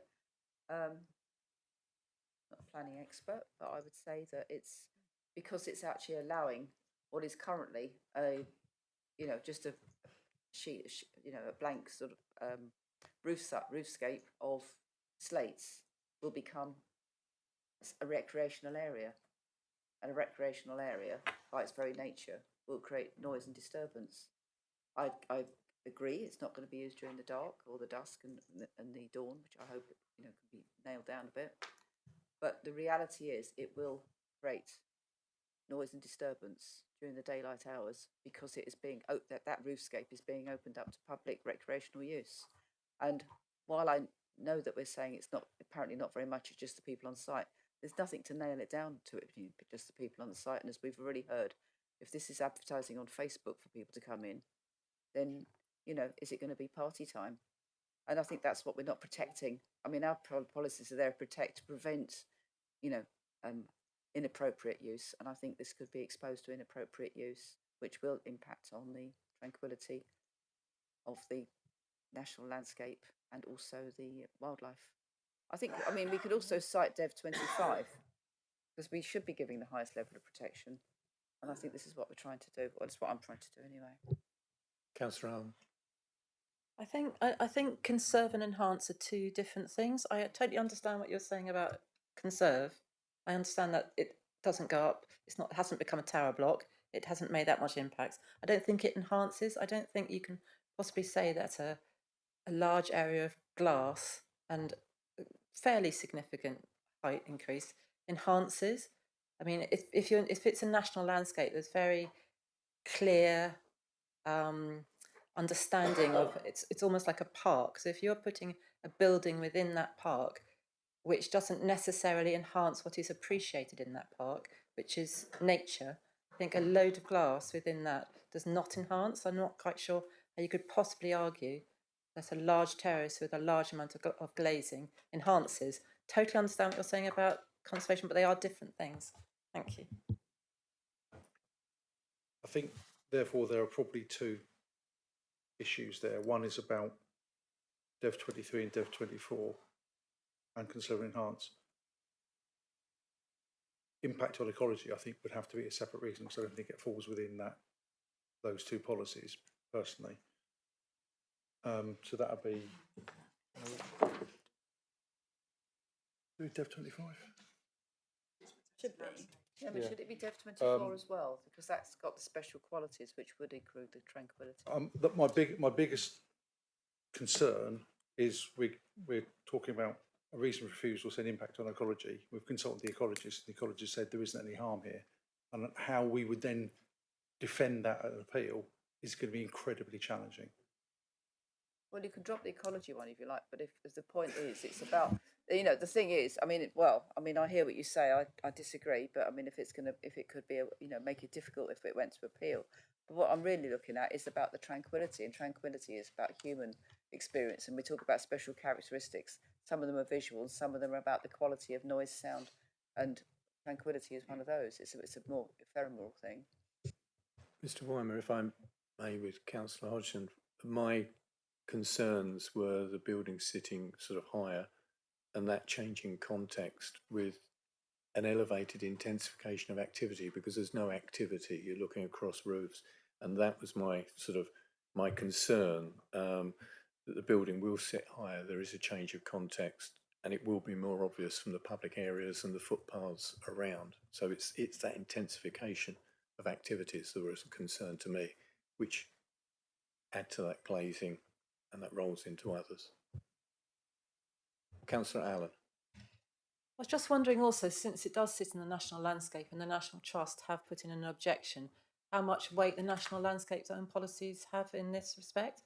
So if the National Landscape policies, I don't know them off by heart, I can't volunteer, but do they have an impact in this? If they were to say, for example, glazing is an issue in development within the National Landscape, would that have an impact on our potential decision to refuse?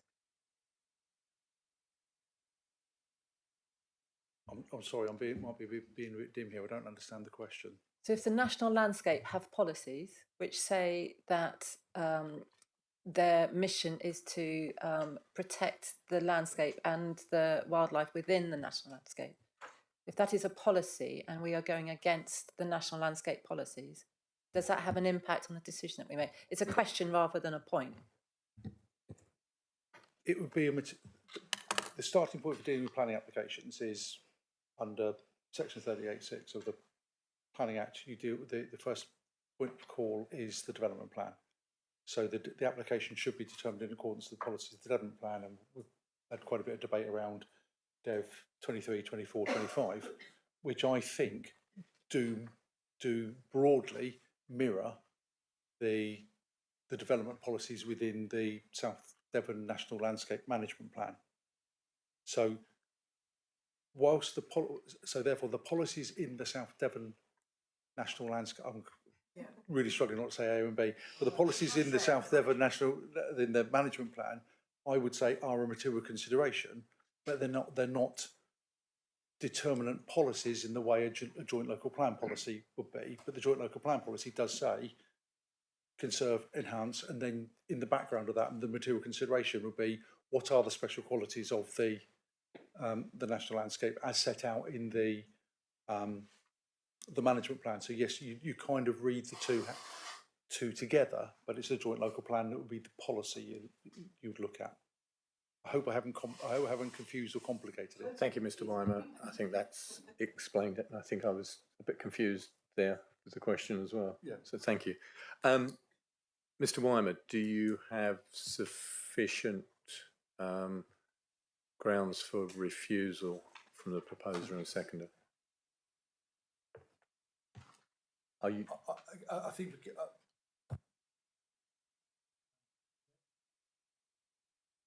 Apologies. I believe if we're looking at not conserving and enhancing conflict with Dev 23, Dev 24, probably Dev 25, I think that there has been enough said that we can phrase a reason for refusal. And I'm assuming that the motion for refusal would be the reason, the precise reason to be agreed on a delegated basis with the chairman, the chair, proposer and seconder. So that, because we haven't put this in planning speak. I'm going to take advice. Could we defer that to the vice chairman, considering as I'd spoken? I don't know whether that's, Yeah, if that's, yeah. You're okay with that? That's possible.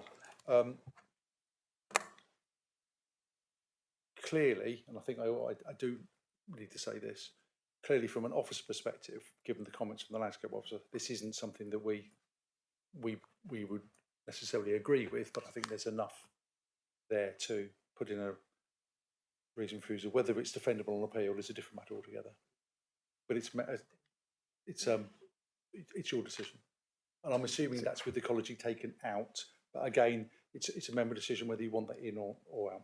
It's not for me to say. Thank you, Mr. Weimer. Councillor Hodgson, before we move. I'm just looking at the guidance for planning teams on changes to the Crow Act 2000, which was last December 23.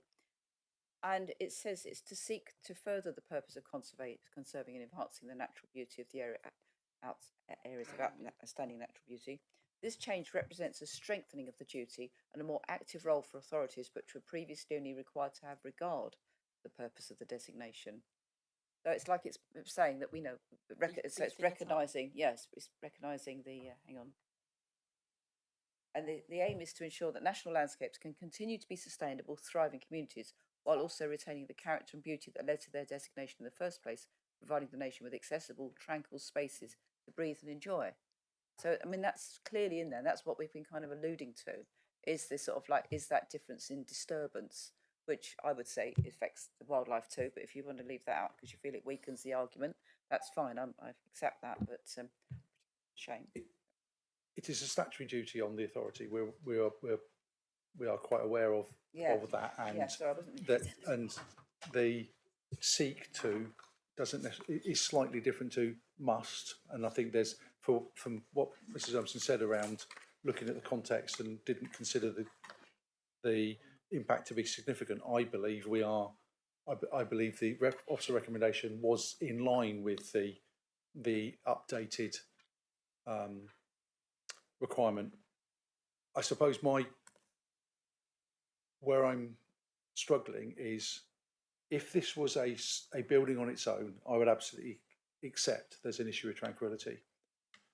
When it is inside an existing holiday park, I don't believe that is a tranquil, peaceful, quiet setting in any event because of people there using it on holiday. So I'm not personally, I'm not persuaded the tranquility bar, it's not going from there to there. It might be going from there to a little bit more, but I just don't think that change is so significant given the existing authorised use on the site. I think that's where we have a difference of opinion. Thank you, Mr. Warner. I think this could continue, but I'm going to take this to the vote. We have a proposer seconded. We've had the reasons for refusal. There is a proposal for refusal. Can I have a show of hands, those members for refusal, please?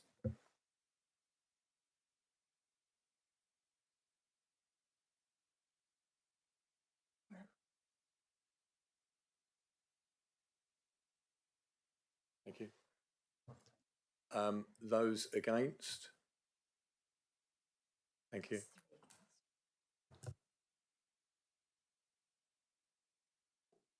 Right, that is 5 for refusal, 3 against, so therefore that application is hereby refused. Thank you. Thank you, members. A couple of minutes. I'll give a few minutes relief. So if we can just have 5 minutes, it allows us to, excuse me, allow others to settle on, but please allow 5 minutes break. Thank you. What I was going to ask, if that had fallen, that proposal had fallen, I was going to ask if we could have added in a condition that allowed it to be permitted use only for persons resident on the site. That's the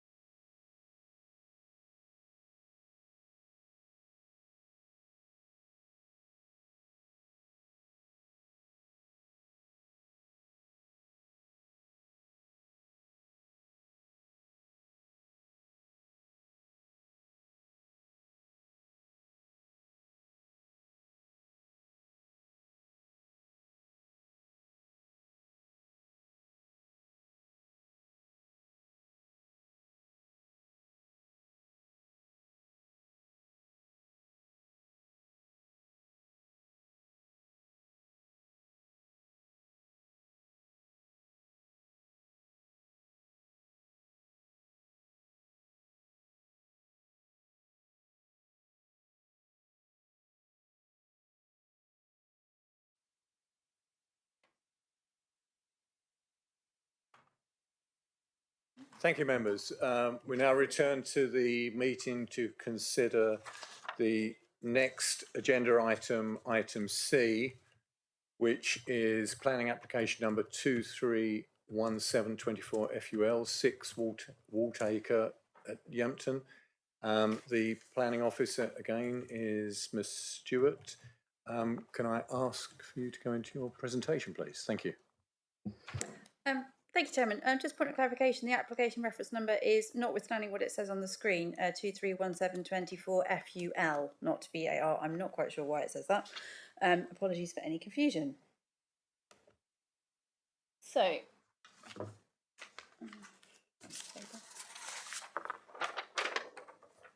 as with the previous application, I need to read out a sort of statement with respect to an update following the publication of the revised NPPF. A revised National Planning Policy Framework was published on the 12th of December 2024 following publication of this committee report. The provisions of the revised NPPF that are relevant to this application are largely the same as the relevant provisions of the previous version. Former NPPF paragraph 182 is now paragraph 189 and has been amended to refer to national landscapes rather than AONBs. This is a planning application for a replacement dwelling on the same site as the existing. The principle of the use on the site is therefore already established.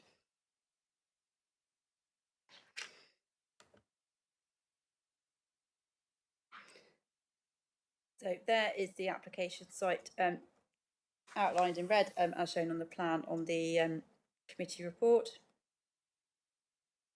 Aerial photograph for the benefit of members who were not on the site inspection. The main village of Yampton is off the screen to the north of the application site and slightly to the east as well. Access to the site is via quite a lengthy section of private road, which takes you sort of out of the main part of the village and down to an area where there is an existing row of properties. The application site is the one down here.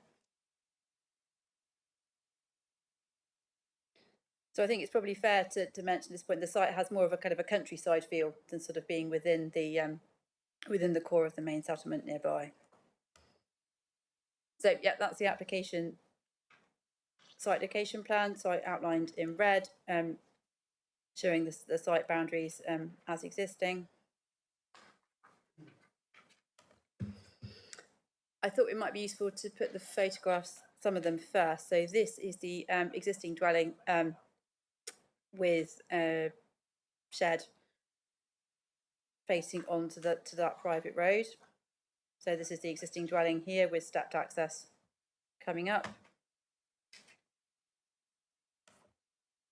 This is the view looking south, so you can see the neighbouring properties here.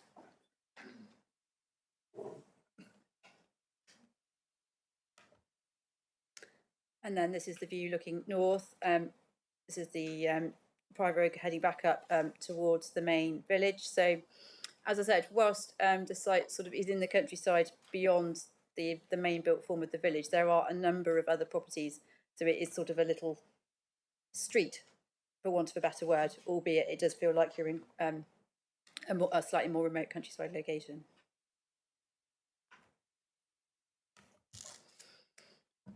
Turning to the plans, this is the block plan as existing. So this is the existing dwelling to be demolished with the stepped access taken from the garden. Just as a point of reference, this is the neighbouring property whose occupiers objected to the application. And there's the neighbouring property to the south.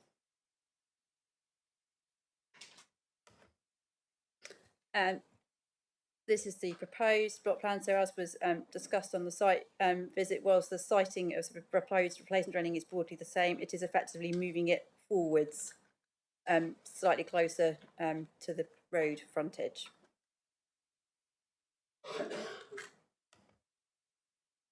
And then in terms of floor plans, this is the lower ground floor plan showing bedroom accommodation and home office on the lower level.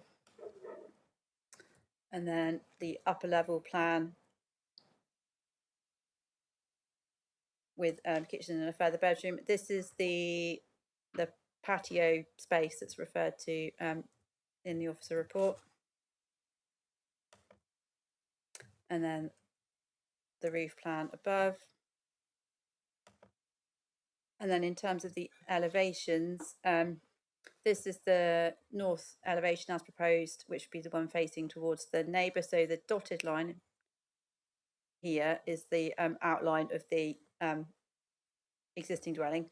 So it kind of points to note the ridge height, whilst it's coming further towards the road, is being sort of maintained at essentially the same height as it is existing, but everything's coming towards the road. So the main part of the dwelling would be effectively 2-storey with a pitched roof, and then it's the single-storey element towards the front of the dwelling with the patio space in here.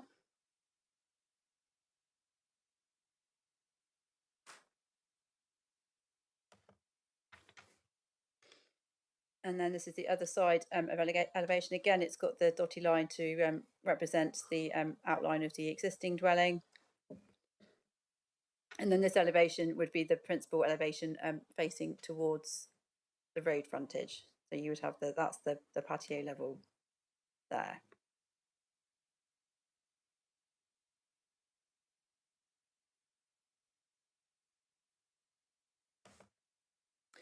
Some more photographs for context. This photograph was taken sort of standing on the existing porch level of the existing dwelling. You can see the stepped access, vegetation along the shared boundary. That's the neighbouring property on the other side of the road as a reference point. This is the view from the existing porch of the dwelling looking towards the neighbouring property to the north. You can just about see, and as was pointed out for members at the site visit, that's the railing around the patio area that's outside the neighbouring property, just as a point of reference. And again, that photograph was taken standing on the path next to the existing dwelling, looking towards the neighbouring property to show sort of that existing relationship in terms of existing degrees of privacy and what the neighbours see of each other at the moment. This photograph was taken from inside the neighbour's property, looking towards the existing dwelling. So that's the roof pitch of the dwelling as existing. And then that's the patio area and then the existing dwelling, just to kind of illustrate that existing relationship and sort of the mutual levels of overlooking that already exist between the two.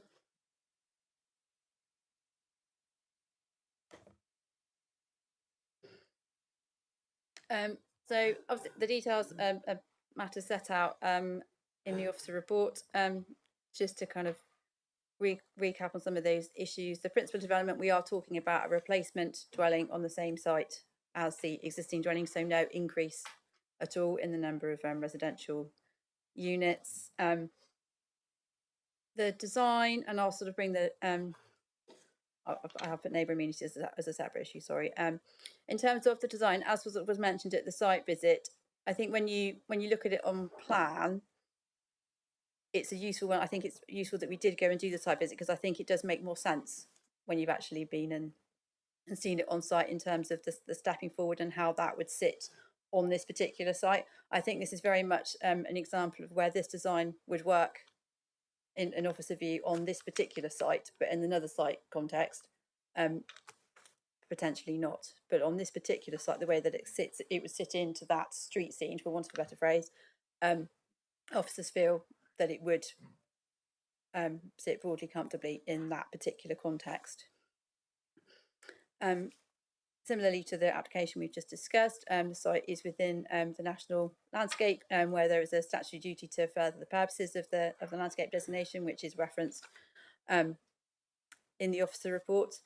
In this particular context, because we are talking about a replacement dwelling on the same site, sort of the broad characteristics of the site wouldn't really be affected in a wider sense, and officers feel that the impact would be acceptable, having had regard to the current duties. But again, Amanda, our landscape officer, is still in the room if you want to ask any further questions on that.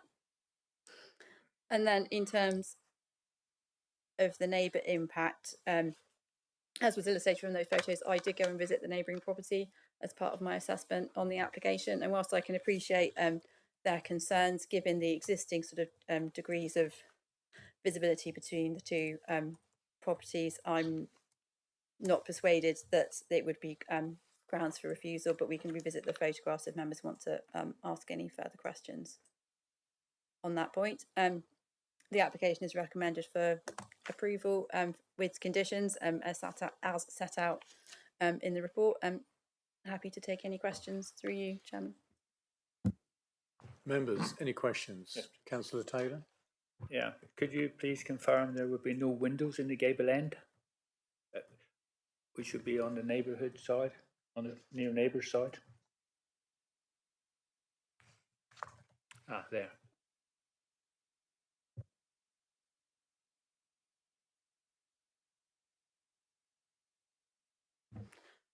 Through you, Chairman, there are two relatively small windows proposed on the north elevation, which would face towards the neighbour. In terms of the impact, I'm just going to double check so I don't incorrectly advise you.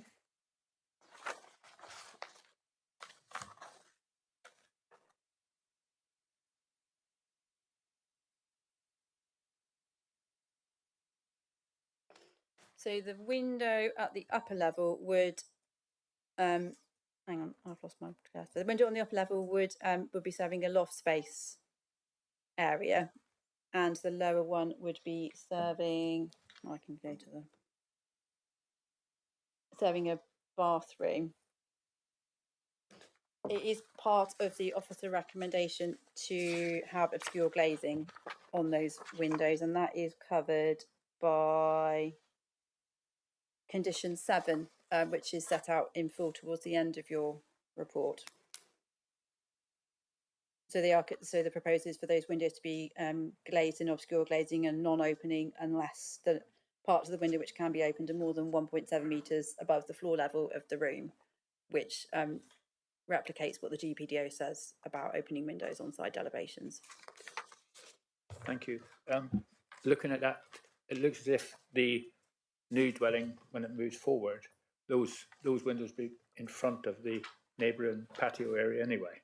Is that correct?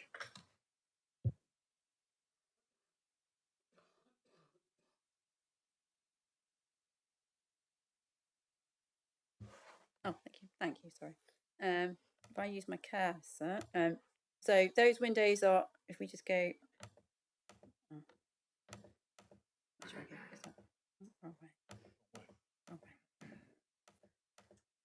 so those windows are in underneath the pitched roof element of the proposed new dwelling. So if we then go back to the block plan that shows the neighbour, so they are sort of within this bit of the replacement dwelling as proposed. The neighbour's terrace area is they've got doors that open onto the front and then it wraps around to the side of their dwelling.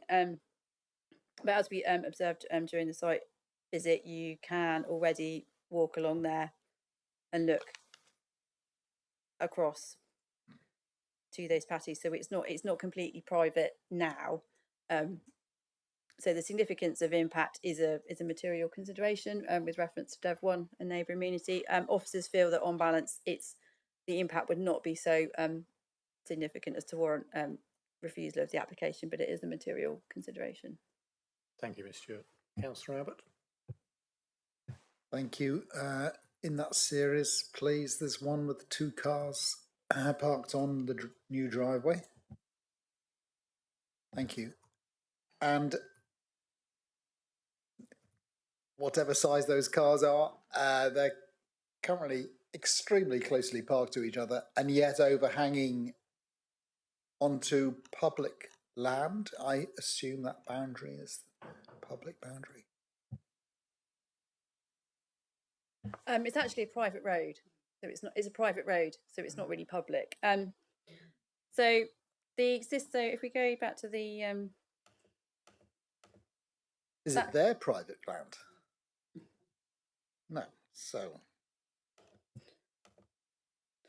I think in terms of I appreciate the sort of the concern about the level of car parking that's being proposed, which I think is possibly where you're going, assuming. well, yeah, but actually, you know, if I'm allowed to say it, it's because they pull the building so far forward, and otherwise they'd have more room to put their parking on their own land.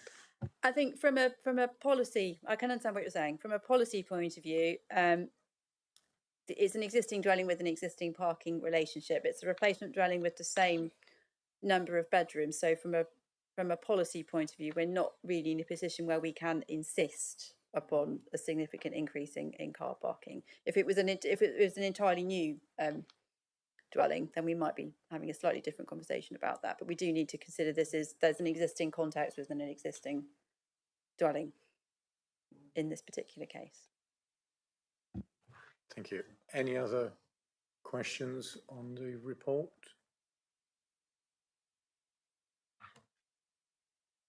If not, I have one question with regard to the terrace. Is it restricted as shown on the plans? Because it looks as though there's a terrace area and a planting area to stop the whole area being used. Obviously, as it's set and shown there, it does tend to restrict any sort of overlooking of the neighbours, if that is a planting area. Is that controlled? Is that set in some way that they can't make that whole area terrace? Good question, thank you, Chairman. What I have suggested is that, whilst obviously the balustrade is shown on the plans, I have included a specific condition, which is condition 8, in the committee report, recommending that there is a condition expressly requiring that glass balustrade to be installed and thereafter retained. So it would have that effect of restricting the patio space to where it's shown. Thank on you. the plan, because and on that basis, it's considered to be an acceptable relationship between the two. Thank you. Any other questions of Ms. Stewart? If not, we'll move on to the speakers. We do not have an objector on this. We'll move on to the supporter. Mr. Williams, would you like to come forward?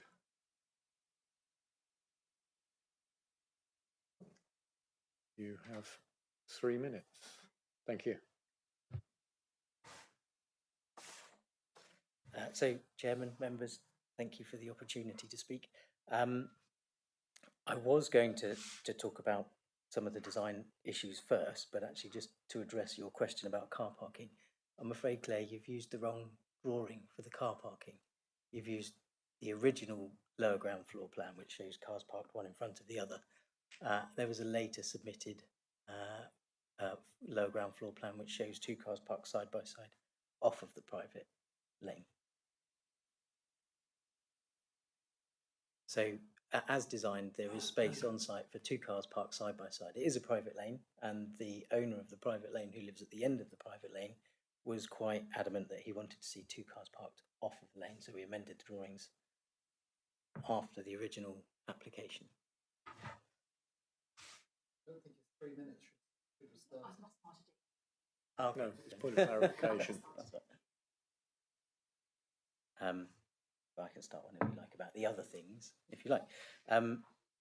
So what I wanted to do firstly was just thank Claire for her support in the application, because she was parachuted onto the application 2 days before it was due to be determined, and since she's been on the case, we've been able to move things forward, and she's provided, we think, a very sensible report which supports the application. The question really that I wanted to originally address was just around the design and why did we move the building forward? Why have we moved the building forward? It's a really simple one. If you've been to site, you've seen it, it's incredibly sloping. The clients, when they came to us, one was confined to a wheelchair.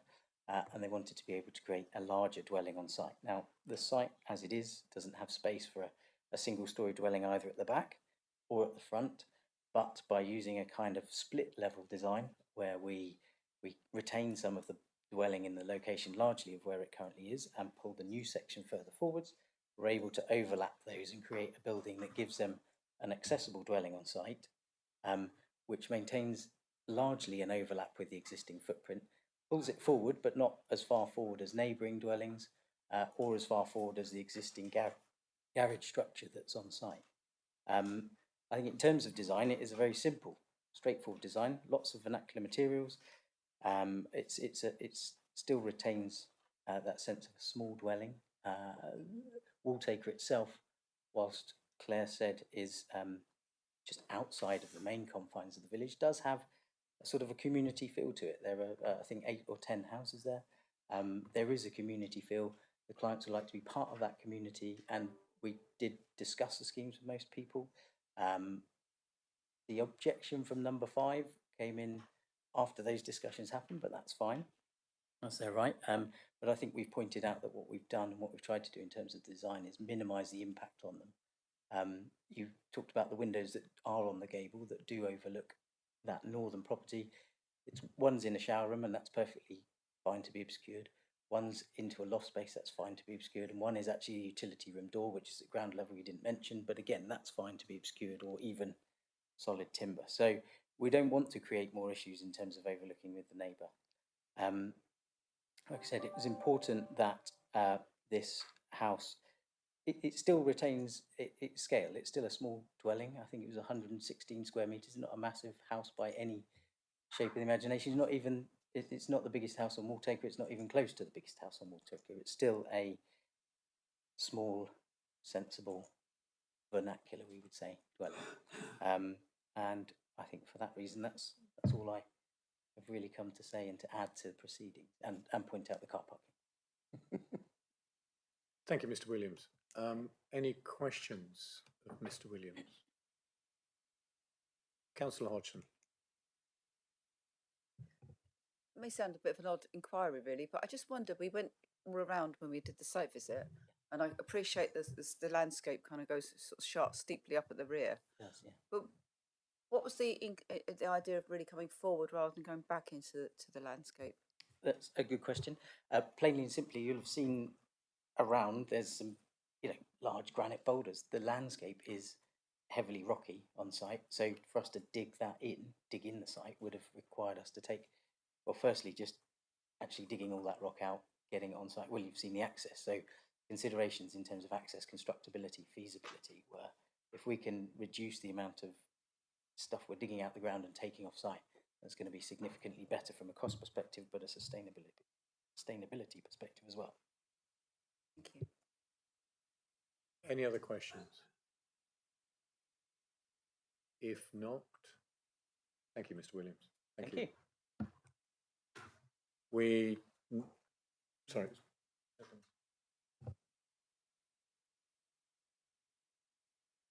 I was going to ask the question about the revised plans that were referenced. That's where we're heading. Yeah.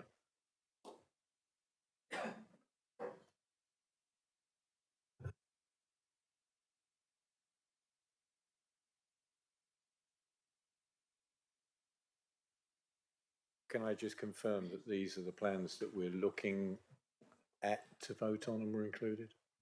I can confirm that this is a revised plan that was submitted, I believe, on the 12th of August. So I think as far as the applicant is concerned, yes, these are the plans we are looking at. But I would just like a 2 minutes to have a quick conversation with Mr. Fairbairn about a potential, not issue, but how we would deal with this on the basis that this plan has changed, but there are other plans that still show the previous layout. So there is a little bit of inconsistency between this plan and some of the other plans. And I just want to have a conversation with Mr. Fairbairn about procedurally how we deal with it. I think I know a way forward, but I just want to make sure that I'm not going outside the legal framework. Can we? 2 minutes is all I need. Okay. We'll just hold a meeting for a few minutes for this discussion.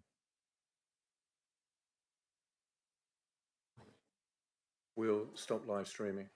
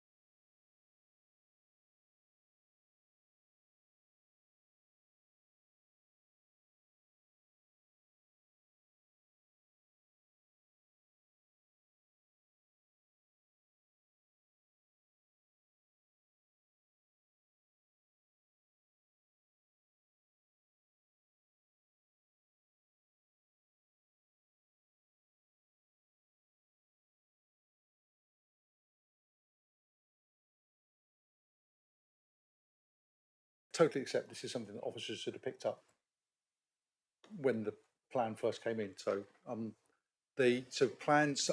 Oh, it's not on the screen. Oh, hang on, sorry. I was just going to give it. I think there are 2, possibly 3 plans, but this is one of them.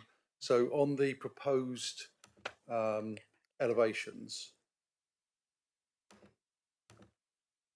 bear with me a second, and as if by magic it will appear.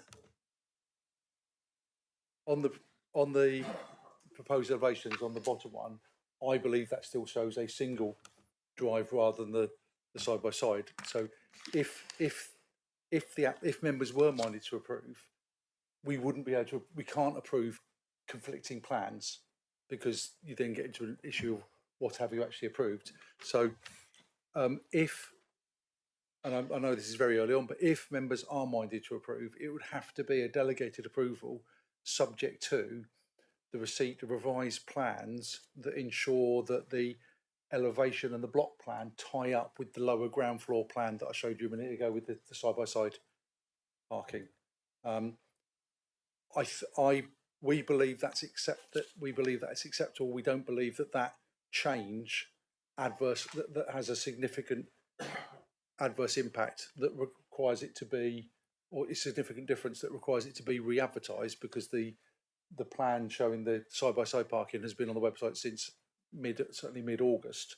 So we don't think it needs to be re-advertised, but we clearly wouldn't be able to approve the submitted plans at the moment because of that minor conflict between the individual plans. Okay. Thank you, Mr. Weimer. Clarify. Right.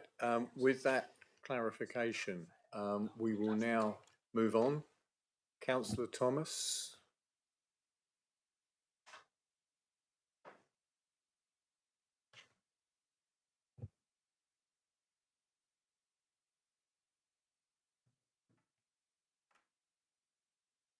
Thank you, Tim.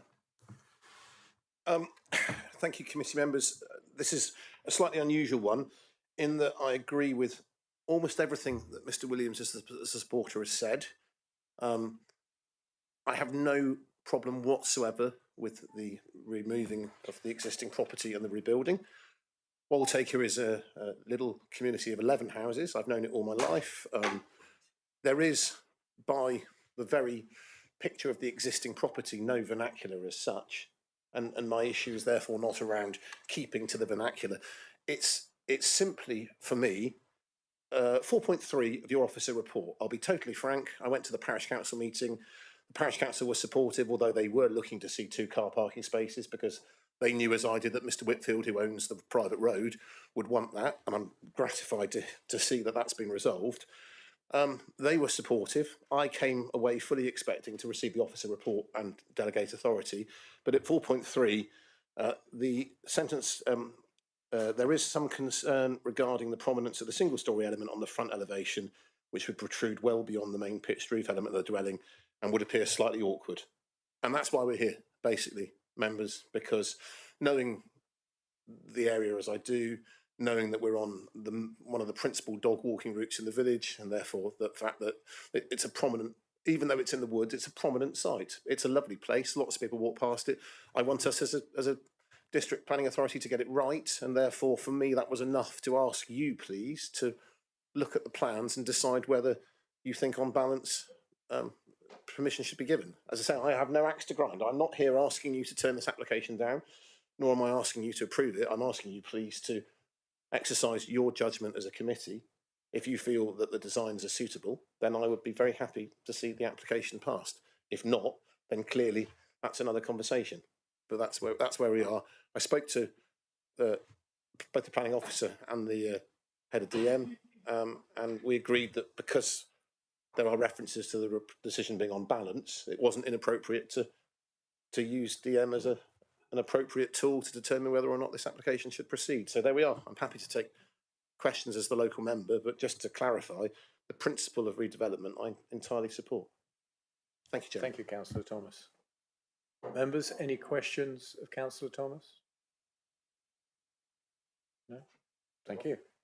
Thank you. We have now had all of the speakers. We'll move on to debate this application. Does anybody have any comments to make on this application? Councillor Nix. I think I know this area pretty well, but I was a little bit concerned to begin with to see how far forward that extension comes, but now we've had a bit of an explanation about why that is. I can understand it. I'm wondering about the finish to the outside of the property. Is it in keeping with what's down there already? I don't know, but I noticed one of the conditions is that those have got to be looked at before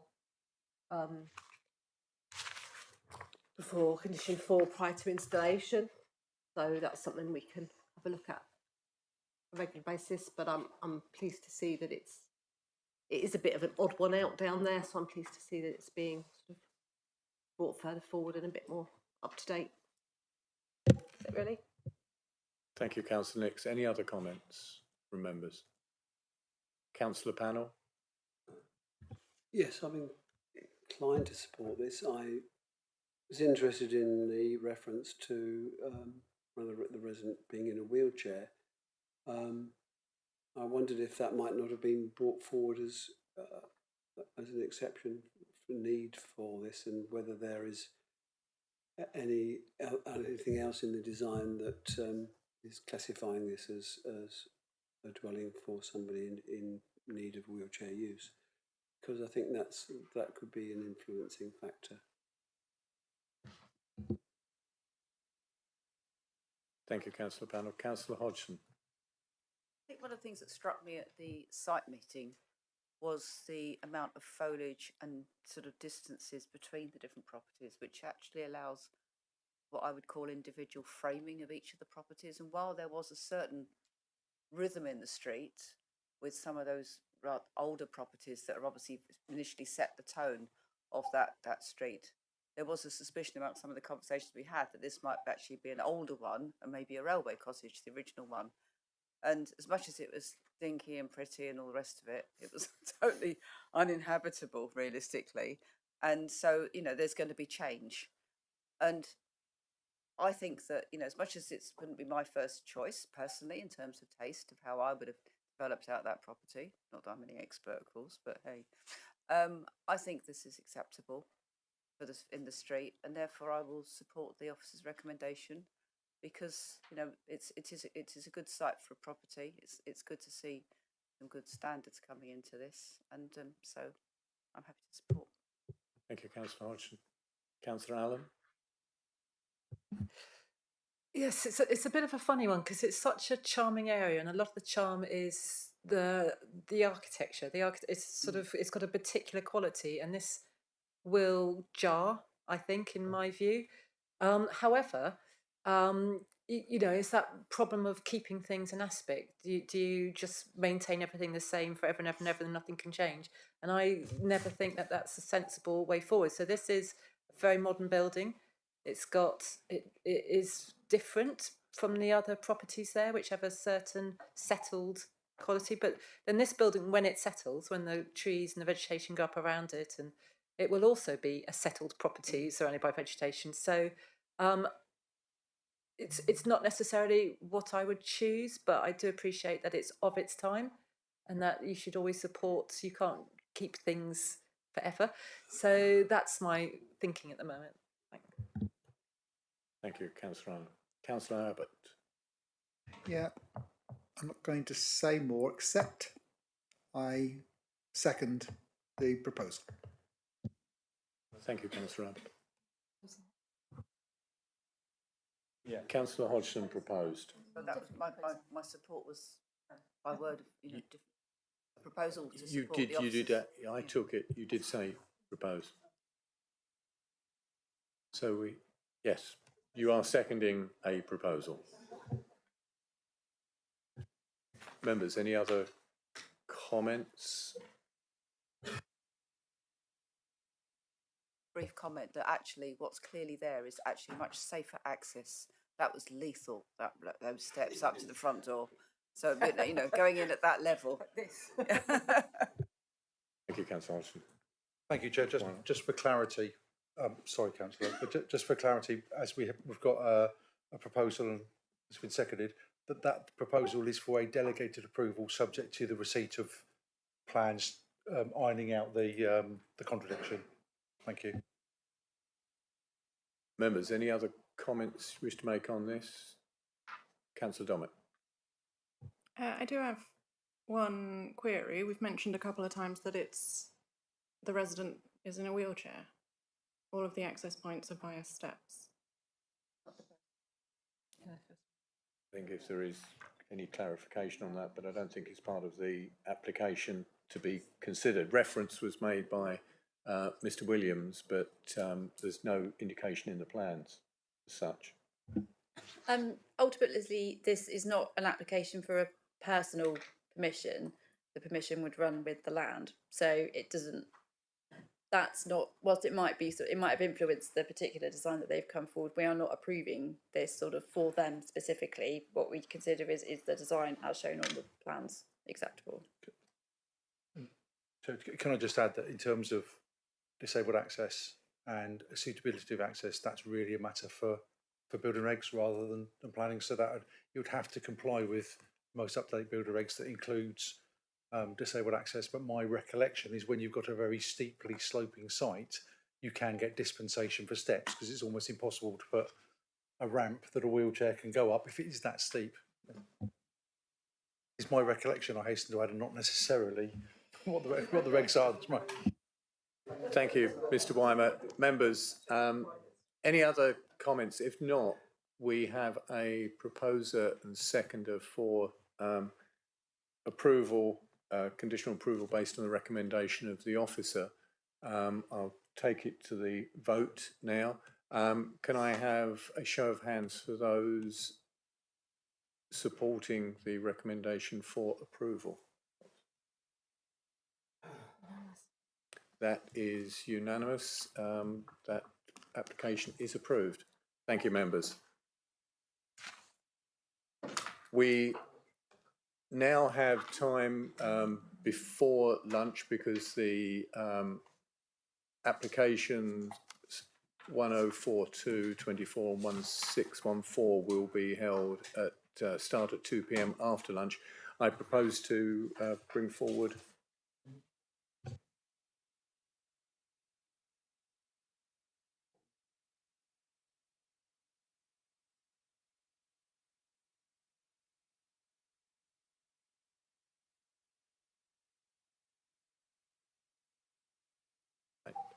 we will do the undetermined major applications before lunch, and then we'll close for lunch after that, and then recommence at 2 p.m. So if we, as the standard, we have the undetermined majors. Are there any questions or comments? But they're usually for noting.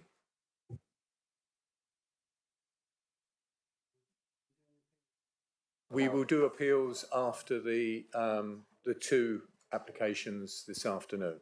Councillor Panel, there are not that many. There's a 6, but some of them raise some really interesting issues. I'd like a little bit more than 15 minutes to go through some of those. I think it might spark some interesting debate this afternoon. And there's a couple of very interesting appeals that have come through that I think would be worthwhile having a bit more time to discuss this afternoon. The first application may take some time, but I suspect the second application this afternoon won't take that much time. So, members, at this point, if there are no comments on the majors, I will close this section of the meeting, and we will then move off to lunch, but reconvene at 2 p.m. Can you please remain in your seat?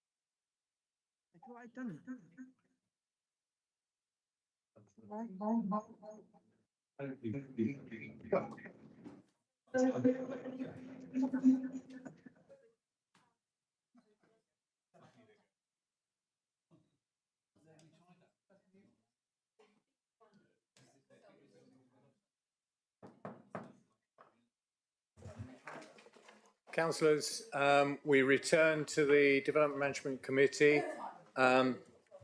We have new members of the public in the meeting, so I'll just go through some housekeeping. In case of a fire alarm, exit the doors of the building and make your way to the far end of the car park. Toilets are outside the door on the left. Water is available on the outside, the door on the right. It is a public meeting. Members of the public are welcome to listen to the debate today, but unless registered as a speaker, you're not able to take part and speak. We are live webcasting today, so can I please remind members again to use their microphones, remember to turn them off when speaking. And could I ask everybody present in the room to either mute or switch off their mobile phones so we don't have any interruptions. Just so you understand the terms of how items are presented, the order for each application is as follows. The case officer will present their report, the objector will speak, any supporter will speak, any parish council representative will speak, and any ward member will then speak. Members will be able to question each speaker on points of clarity. At the conclusion of the debate on each application, the members will vote and come to a decision. Just for clarity, I'm Mark Long, Chairman of the Development Management Committee. If I can just ask those officers present at the top of the table to identify themselves, please. Thank you, Chair. I'm Amelia Bolter, Senior Democratic Services Officer and Clerk to this committee. Thank you. I'm Bernard Taylor, Vice Chair of this committee. Good afternoon, everyone. I'm David Fairbairn, Head of Legal Services and Monitoring Officer. Pat Weimer, Head of Development Management for South Hams. I'm Lucy Hall, and one of the Principal Planning Officers working for the Council. Thank you. If we can now move on to the agenda item 6D, which is 104224 ARM, Beacon Park, Dartington. As we see, the case officer is Lucy Hall. The recommendation is conditional approval. Ms Hall, can I have your presentation, please? Thank you. Thank you, Chair, and good afternoon, members. Okay, so yeah, application 104224 ARM. It's a reserved matters application for 9 commercial units following an outline approval that was granted in 2019, 363117 OPA. Let's see if we can work out how to do this.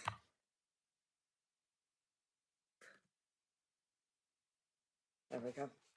Okay, so in terms of updates, obviously you'll all be aware that we had a new MPPF that was published at the end of last week, and I've just got a little paragraph I want to read out in terms of the impact it has on this application. So, a revised National Planning Policy Framework was published on the 12th of December 2014, following the publication of this committee report.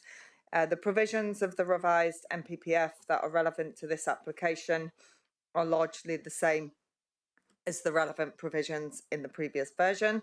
The revised NPPF continues to emphasise the importance of economic development and the need to support a prosperous rural economy, noting within paragraph 85 that significant weight should be placed on the need to support economic growth and productivity.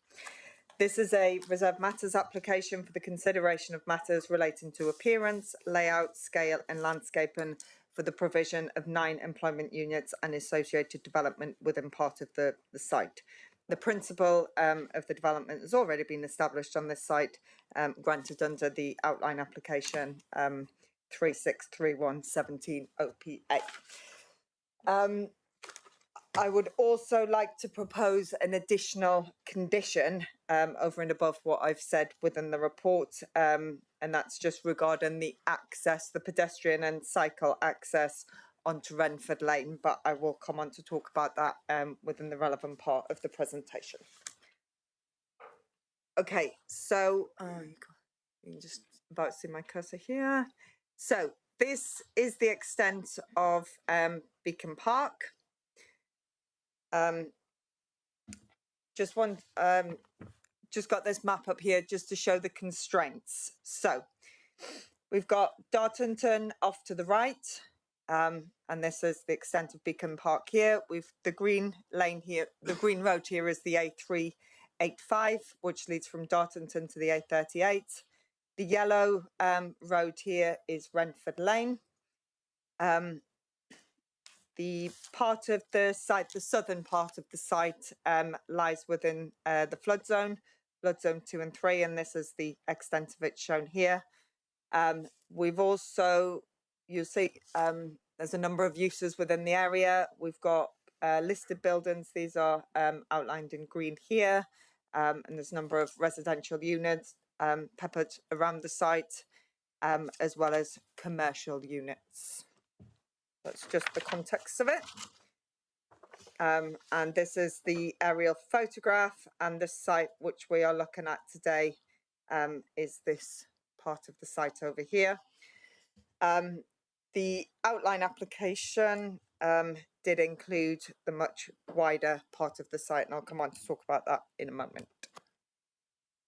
Okay, so just before I talk about the proposal in front of us today, I just want to talk a little bit about the background and what has already been consented at the site, because I know there was a couple of questions raised at the site inspection on Monday.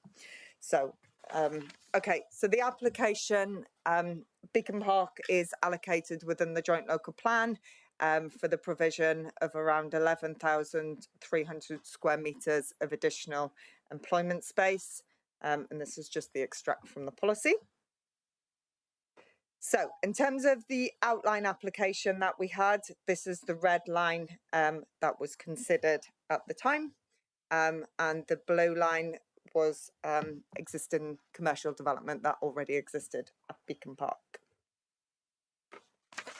In terms of the outline application that we had, there were a number of matters that were considered and consented as part of that. So I've listed them here, but the access, creation of a new access, provision of engineering works to create some plateaus, services, phasing of development, and the provision of a 20-metre strategic habitat corridor on the southern part of the site. This was identified here because that was the areas which were considered to have the highest biodiversity value, the stream, pond, tree lane, and marshy grassland. And there was conditions imposed that there should be no buildings within 5 metres of this. And there was also restrictions imposed in terms of light levels not exceeding 0.5 lux within this area. The reserve matters that were left was the appearance, the layout, the scale, and the landscaping. And that's part of what we are considering today. On Monday, apologies for the confusion on Monday, but as part of the plans package which was presented, I included this plan here, which was submitted as part of the outline application. I stress this was indicative only. It wasn't part of the approvals, and it was just showing how the development, how the site could be developed with commercial units to the top and concentrated within this area here, and leaving the ecological corridor and the area in the flood zone without any development in. So the outline plan and application was granted subject to quite a few conditions, and I've just summarised them here. Of particular note, there was a number of drainage conditions. I think I counted 5. Provision of bus stop, number of ecological conditions, construction management plan, construction and environmental management plan, which was required given the ecological significance of the site, and restrictions that there wasn't to be any works, any construction works or any storage or anything within the flood plain. And there was questions at the site inspection about refrigeration units and lorries, and I've just included the text of 2 of the conditions. those being that there should be no refrigeration units operating on lorries between 11 at night and 7 in the morning, and a restriction on deliveries of lorries between 11 and 7. There was also a Section 106 agreement that was to require the provision of a landscape and ecological management plan, and that has already been submitted. I'll come on to talk about that in a bit. And there was also requirement for a £6,000 financial contribution towards the Dartington Community Consultation Zone. Now, at the time the application was considered, obviously one of the key considerations was pedestrian and cycle access, and is there a way to avoid people walking along the dangerous A385? At the time, we explored with the Highway Authority the provision of a quiet lane, but there was concern raised by the Highway Authority because other than adding signage, you can't really restrict traffic, so the impact that they have is fairly limited. I believe the Highway Authority also investigated whether they could turn it into a green lane, but that prevents any traffic going down. And the lane, although it doesn't serve many properties, there are a couple of properties and agricultural accesses on there. I think they also looked at bollards, restricting any vehicles down it at all, but that was discounted because the problem is if you have bollards, people drive part of the way down, then realise that they can't turn around, they can't use the road, and they didn't want cars and vehicles reversing back onto the A road. So following discussion, it was agreed that the applicant would pay this contribution towards the community consultation zone. I believe the money has now been received and it's been used to enhance signage around Dartington. Obviously, cars can still drive down Renford Lane, but given the speed limits, you know, the narrowness of the lane that I believe some members drove down there on after the site inspection, it is very narrow. It doesn't really serve many properties. And at the time when we were considering the outline application, we felt that that was sufficient for as an alternative for cyclists and pedestrians to use. And if you've got any questions on that later on, Richard Jackson from the Highway Authority is with us today. Okay, so there were questions asked at the site inspection about drainage, and this information has already been provided and agreed as part of the discharge conditions. So, whilst it was based on the outline approval, these buildings are not what is being considered today. I've just got it up to show you what was approved and what the drainage solution is. So in terms of surface water drainage, those of us at the inspection on Monday would have seen an attenuation pond which has been created, and this is to be used to provide all the surface water drainage from all of the units which were approved as part of the outline and subsequent reserve matters applications. The existing buildings at Beacon Park or the buildings that were there before the outline was considered, and that small cluster in the blue line, they have already got their own separate surface water drainage. And all the blue lines here you can see are the pipes which lead to it, and they are underneath the road which has been constructed or partly constructed. In terms of foul, the intention is that this would discharge to a packaged treatment plant and then discharge into the watercourse, and that has already been agreed with the local lead flood authority and the Environment Agency as well. Okay, so we have already had a couple of reserve matters applications to bring forward some of the commercial units at Beacon Park, and you would have seen 3 of them on Monday, located just to the left of the entrance here. I've just got a couple of photos just to show some of the works that have already been undertaken. So the new entrance has been created, and you can't see it here in the image, but there is a new bus stop that was created, and there's a pedestrian link from Beacon Park to the bus stop. And again, that was a requirement of one of the planning conditions. And these images here I've just put up just to show what has already been consented as part of the first stage of the reserve matters, and they've already been out and are being operated and run successfully. So, turning to the current application, as I said, it's a reserve matters for the provision of the remaining remainder of the site, and it is to bring forward 9 units as well as the landscape and scale appearance. So, in terms of the application that is in front of us today, this is the extent of the red line shown here. So what we have are 9 units, 6 of them would be located across the top, and then lower down and then lower plateau, we'd have another 3 units.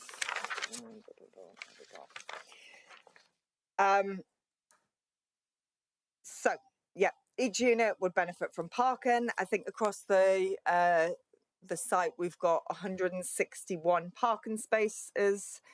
It does fall just slightly short by a couple of parking spaces below the provisions within the SPD. Officers are satisfied it's adequate, and the Highway Authority have satisfied, and it doesn't raise any safety concerns from their perspective. There are a number of paths that are proposed around the attenuation pond.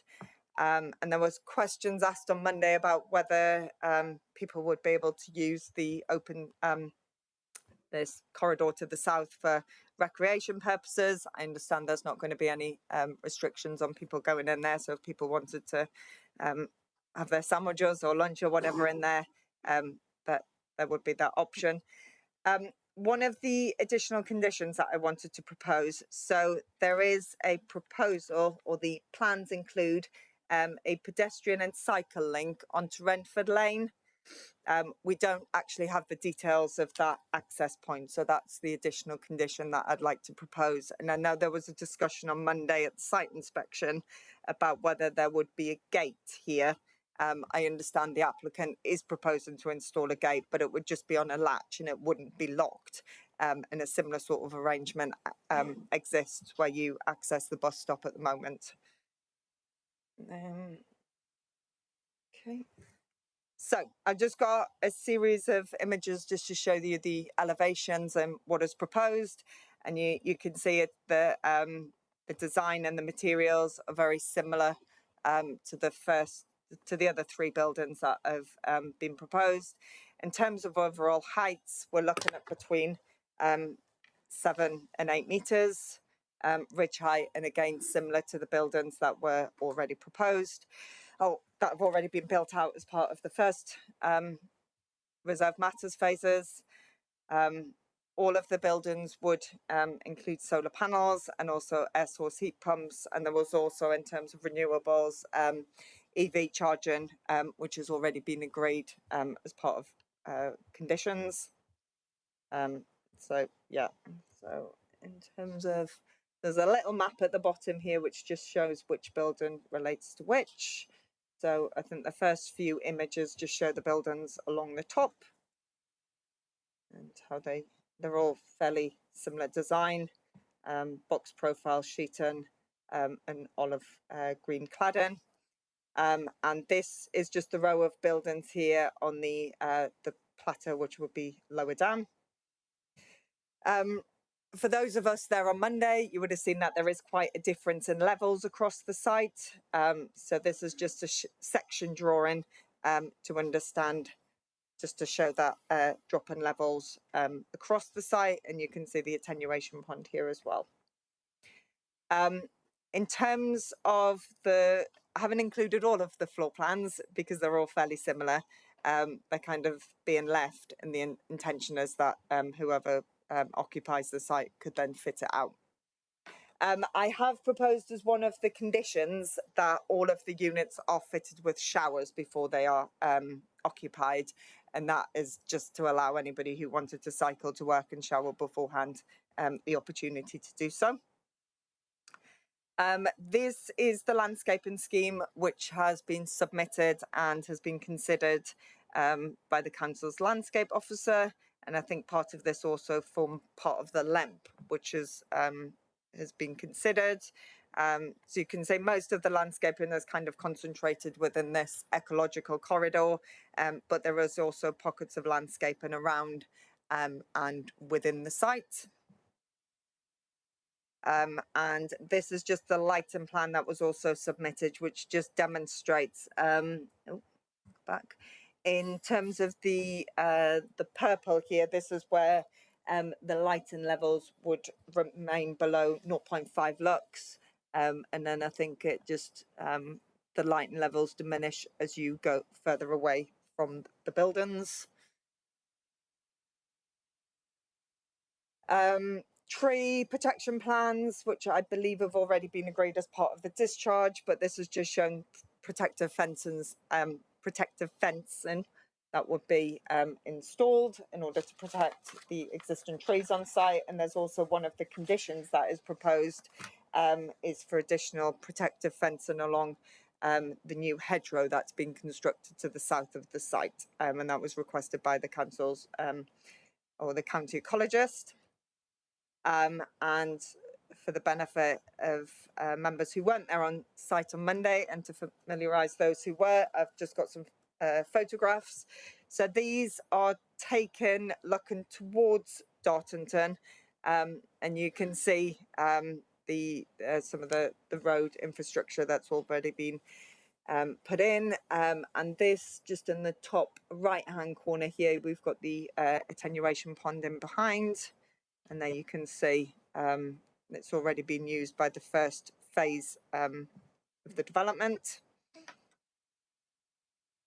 So in terms of the Reserve Matters application, what we are considering today is whether the appearance, layout, scale and the landscaping is sufficient.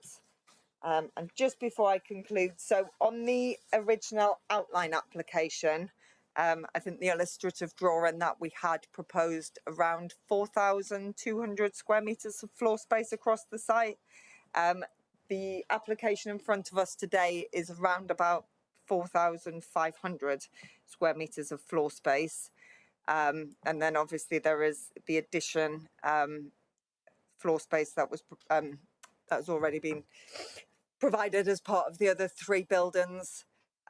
Overall, we calculate, based with the existing buildings, that across the site there's around about 9,000 square metres of floor space, but that does include the existing buildings that were already on site.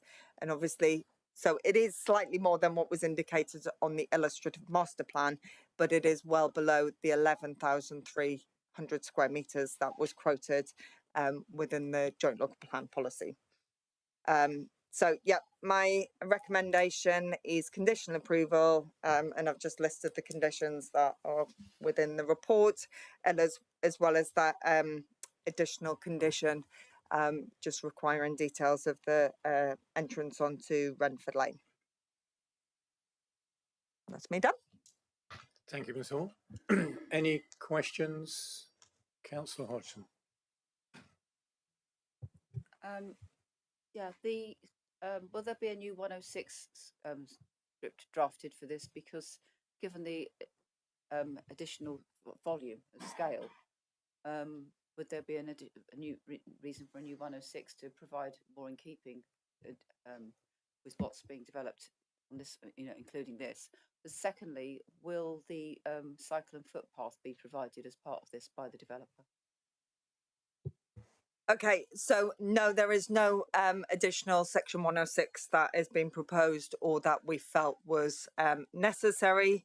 Yeah, there is the floor spaces slightly more than what was indicated on the illustrative master plans, but I would stress that that was the illustrative master plans. It wasn't agreed as part of any condition or anything. It was just showing how the site could be developed. The key thing is obviously within the joint local plan, it does allow for 11,000 square metres of floor space. So no, we didn't feel that a section 106 was necessary or there was anything that needed to be secured as part of a section 106 agreement. And sorry, what was your second question? About the cycle and footpath from Renford Lane, will that be provided by the developer within this development? Yes, it would. I mean, as part of the additional condition, we could also include that it is provided before the units are occupied. But yeah, that is my understanding, that their intention is very much to provide it. Thank you. Any further questions, members? Councillor Abbott? So just to take up that last point, please. Are there standard designs for cycle paths? I see all sorts of variations in urban areas, but here this is something which could be minimal and still be called a cycle lane. What would happen in this case? I don't know if it's worth bringing Richard Jackson at this point.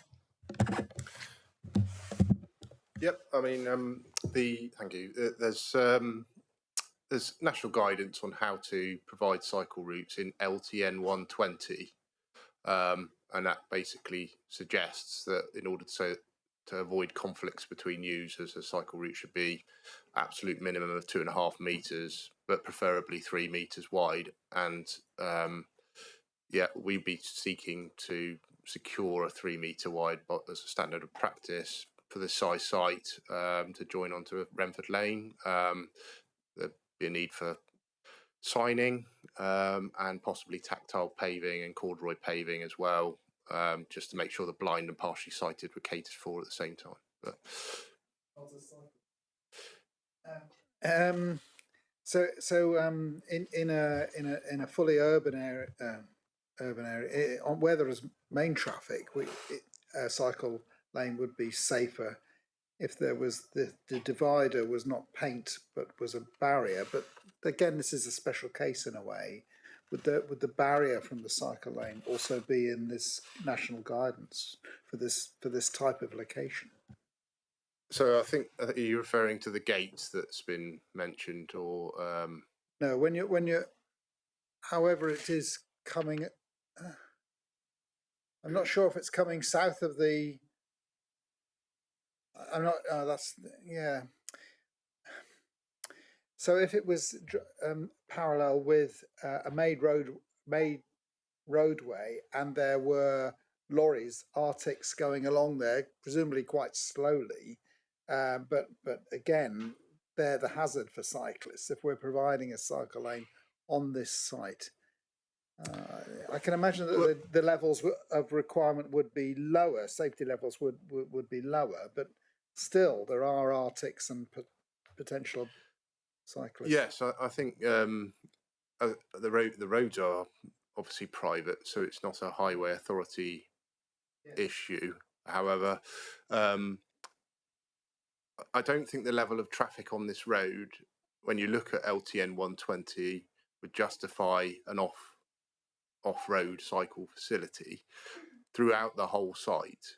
Whereas what we're trying to achieve through the condition is to simply provide a link that's off-road from the roads so that cyclists can leave the carriageways to get to Renford Lane and rejoin the carriageway. So I'm sorry I couldn't articulate that better, but I think we got to the nub of the issue now, and it may not be for Mr. Jackson to answer the question. It may be that it's got to come through the planning, that here we may or may not expect it to be of the quality of an on-road cycle lane because of the special circumstances. But I still don't want a cyclist squished as they go through this site if we're going to say it's a cycle lane. Oh, shall I come back? I mean, LTN 120 suggests that any given road, which may take HGVs as well, that is an adopted highway, can take up to 2,000 vehicles a day before an off-road cycle facility is recommended. So I wouldn't personally have been pushing for an adjacent to the carriageway cycle facility on that basis. Fundamentally, Councillor Abbott, I may be able to help. I think what we're really trying to do here is to ensure that cyclists can get from the site onto Renford Lane without going on to the 385, because that's clearly the busier, more heavily trafficked road, and I don't believe that the traffic will be so significant within the estate. And you're right, they're not going to be flying through the estate. It's going to be relatively relatively low speed. So I don't think I'm never going to say anything is 100% safe, because cyclists can fall off at any point, anywhere. But I think the key here is making sure that they can get onto Renford Lane without going through the 385, in my view. Councillor Allen? Is there any way that we could restrict the larger vehicles, the lorries, in terms of size or direction? I understand the problem of keeping them off Renford Road for all sorts of reasons, but it does seem, if there's any possible way of keeping the larger lorries off that road, particularly as we're having cycle lanes now leading onto it, what can we do about restricting size of vehicles down Renford Lane? What, off Renford Lane? Yeah, on Renford Lane, because that's the problem. I realise that you. So can you? So can a restriction be imposed? I understand on that you've Renford Lane? responded to that, but is there any way possible? I understand it's difficult to restrict them going on at all, but can we restrict sizing? I mean, I think it's highly unlikely that there'd be any HGVs needing to use Renford Lane, but I'll let Richard comment. Yeah, so have you seen HGVs or encountered them in that location to make you have concerns, or? I've had concerns raised by Dartington Parish Council about that, so I imagine there have been, and I think they're probably concerned that with the increased size of the development, that there's possibilities. I mean, it is a shortcut. Yeah. You can get down there with an HGV, can't you? Just about, if you breathe in. It's highly unlikely, in my opinion, that an HGV would divert off of the A385. However, there is agricultural accesses, as mentioned previously. So, in theory, you could put a traffic regulation order restricting the weight of a vehicle, for example. But it would have to say except for access, because we couldn't restrict the existing agricultural uses on that lane. On that basis, it's probably going to be very difficult to enforce by the police because of the except for access element on that sign. If you feel it is absolutely necessary to have anything, I think it would be probably, as the money has been spent that's been previously secured, the best I think we could do is probably put an advisory blue sign at the A385 end of the lane saying unsuitable for HGVs, something like that. But if that, we don't personally think that's necessary, because it is a longer route and twisty turny, and unless you're genuinely lost, which is a very seldom thing to happen in that location, because even with sat nav it wouldn't be taking you down there, then yeah, I think it's just additional sign clutter in the countryside that's probably not necessary. Thank you, Mr. Jackson. Can I just respond to that? If Dartington Parish Council want that, is that something that we can look at that, though, can't we? We give enough flexibility in terms of what happens next that could be looked at. Absolutely, but as I say, I would just say the officer opinion is that it wouldn't be necessary. Yeah. Thank you, Mr. Jackson. Councillor Oram. Thank you, Chairman. Just to put Councillor Allen's mind at ease, in a previous life, working deliveries in vans and other similar sized vehicles, I would be very nervous going down that lane in a 3.5 ton van. I can't imagine anyone that's half a chromosome away from a chimpanzee would want to go down there in anything bigger. This is for rude, Councillor Oram. Just to put your mind at ease, Councillor, that I think the additional signage would be an expense that probably wouldn't need to be necessary in this case. I reiterate, as someone with half a brain cell short of a chimpanzee, that this is a request from Dartington Parish Council. Thank you, members. Any other questions? Councillor Hodgson. Yeah, actually, it's a question for Mr. Jackson, if I may. Richard, you just mentioned that the money from this has already been spent. Is that, I assume you're referring to the 106? What was it spent on? It was agreed with the applicant back in 2019, I think, or 2020, that the money would be utilised on enhancing gateway speed limit signs on the approaches on the into Dartington on the A385 and A384, and that's happened, I'm told. Thank you, members. Any other questions, Councillor Allen? Thank you very much. Another comment from Dartington Parish Council. I think mostly their concerns are around the size of lorries. I noticed that there's a restriction put on from lorries from 11 to 7. Is there any reason why it can't be any earlier than 11? I think from memory that was imposed following discussions with the environmental health officer at the time. I mean, I guess in terms of a lot of the things you're raising, they're kind of getting to the nub of the principle of development, which has already been accepted and debated as part of the outline application. Thank you. Any further questions? If not, thank you.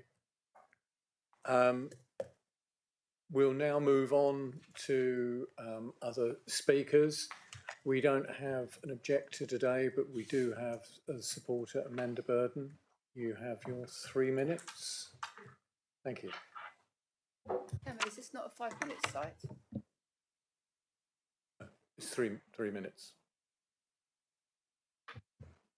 Good afternoon, members. I act on behalf of the owners of Beacon Park, who have provided employment on the site originally for South Devon farmers for the last 33 years.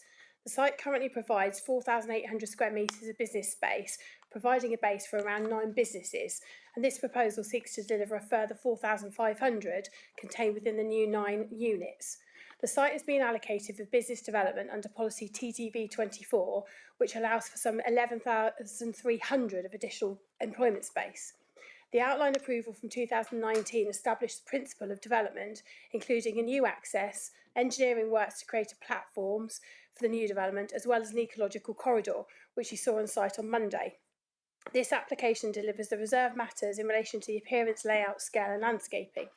The design of the new units follows the same principles as the existing 3 units that were delivered under phases 1 and 2, with this proposal delivering phase 3, the final phase. The layout of the site has changed slightly from the indicative plan that was originally shown on the outline, and we feel the linear arrangement running parallel with the road works much better than the tangent to it. The plans show the 4,500 metres of floor space can be accommodated into the 9 business units, with 161 parking spaces. This includes disabled spaces, EV charging spaces, as well as car sharing spaces, with a whole emphasis of the site on a sustainable travel plan, where employees and customers will be able to walk or cycle to the site through the pedestrian cycle access from Renford Lane, or come to the site via the bus stop, which the applicants installed as part of phase 1. It is confirmed that whilst each of the new units may have security gates and fencing, depending on the needs of the business that occupy them, the surrounding wildlife corridor, including the 2 ponds, will be open and accessible through the pedestrian and cycle gate at Renford Lane, and therefore can provide an additional green space for the village of Dartington to enjoy. The application has been supported by a large number of reports and surveys, and all of the consultees, including landscape drainage, highways, trees, low carbon, have all raised no objections, and all the previous conditions relating to the outline approval have been discharged. The applicants paid the £6,000 Section 106 agreement 2 or 3 years ago, so it wasn't recently, and this money, as we have understood, has been spent. I don't think the applicants had any choice in what it was used for. I'm not disputing what you say, Richard, but it was put forward as what that money was going to be used for. The applicants have delivered 3 attractive units on the site already and have a waiting list for potential tenants and purchasers looking for units, and we hope therefore to be able to deliver further employment opportunities for the parish of Dartington and the wider South Hams, and therefore hope that you members will be able to support and follow the officer's detailed recommendation and support this application. Could I just add, just to give some clarity with the cycle path, if you can look on the right hand side of the plan where the red line is, you've got, thank you Lucy, you've got the gate that goes into Renford Lane. Just to the left of that red line is the cycle route, so that will not have any vehicles on it. It will just be from a sort of single gate coming into the site, where you've got the double grey line running along there, and then it will link back up with the estate road. So as you rightly said, Richard, you don't want a separate cycle lane to run next to the highway. This is going to be a pedestrian cycle route to lead into the network of roads that serve the site. Hopefully that might explain some things. That's it. Thank you very much for your time. Thank you, Ms. Burden. Members, any questions? Oh, Councillor, you don't escape that easily. Councillor Abbott. So thank you for the description of the cycle lane. I can see what you're saying. The discussion was how safe is it in the site? And once you're there, I'm sure you could argue that it's all very low speed, but actually, you know, cycle lanes, that's the only bit of the cycle lane, and then there isn't a cycle lane. Okay, but I've got no more to say really. It's much safer than the A385. So I think the point is people can get from the village of Dartington through Renford Lane without going onto the A385. And then once they're into the site, they'd probably walk with their cycles to wherever they're going to go. But yeah.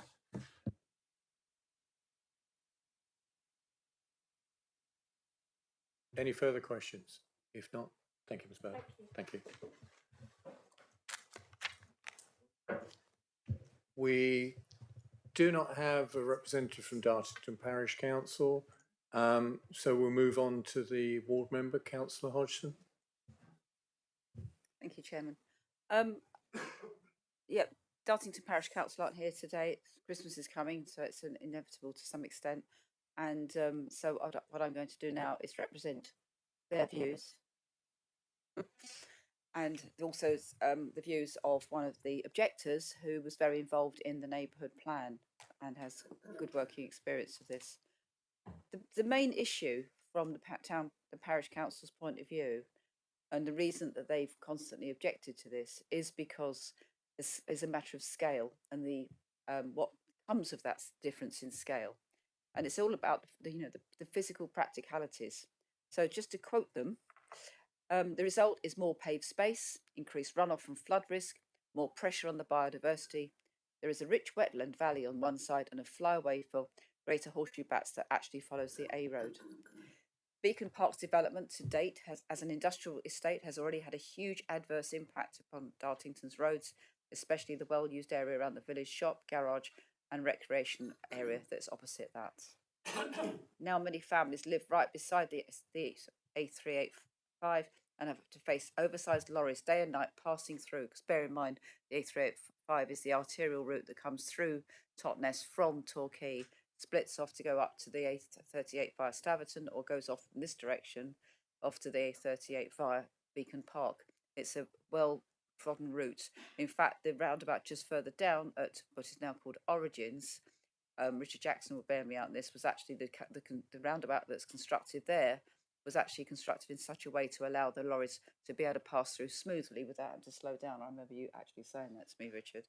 So, there's a lot of vehicles, big vehicles coming through all the time. So you can understand why something that represents essentially a 39% increase on the employment area that was agreed under the outline planning agreement, which is, notwithstanding what was in the JLP, the OPA examined this whole site, not this bit, but all of it, in the context of an OPA of a much reduced amount on boring, and therefore the assessments that have been made have been based on that and not on the 11,300 employment space that we allocated, I would say quite wildly, in the joint local plan, which again the parish council and the neighbourhood plan at the time, as much as they've never actually formally got it approved, all have raised huge concerns.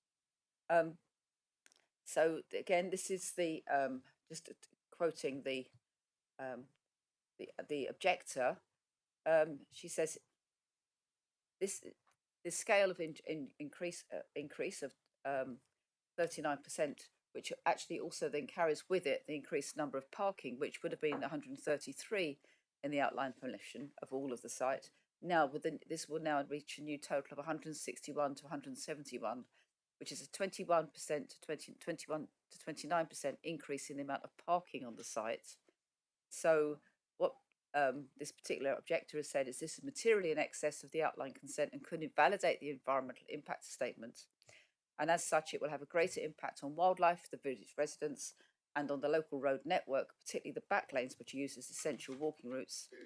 Elsewhere in the parish, where additional space has been sought over and above the original permission, the applicant has been required to submit a new planning application, and this would allow the new 106 agreement to be renegotiated to to ensure the measures are taken to protect the community from the consequences of the additional traffic, noise and pollution.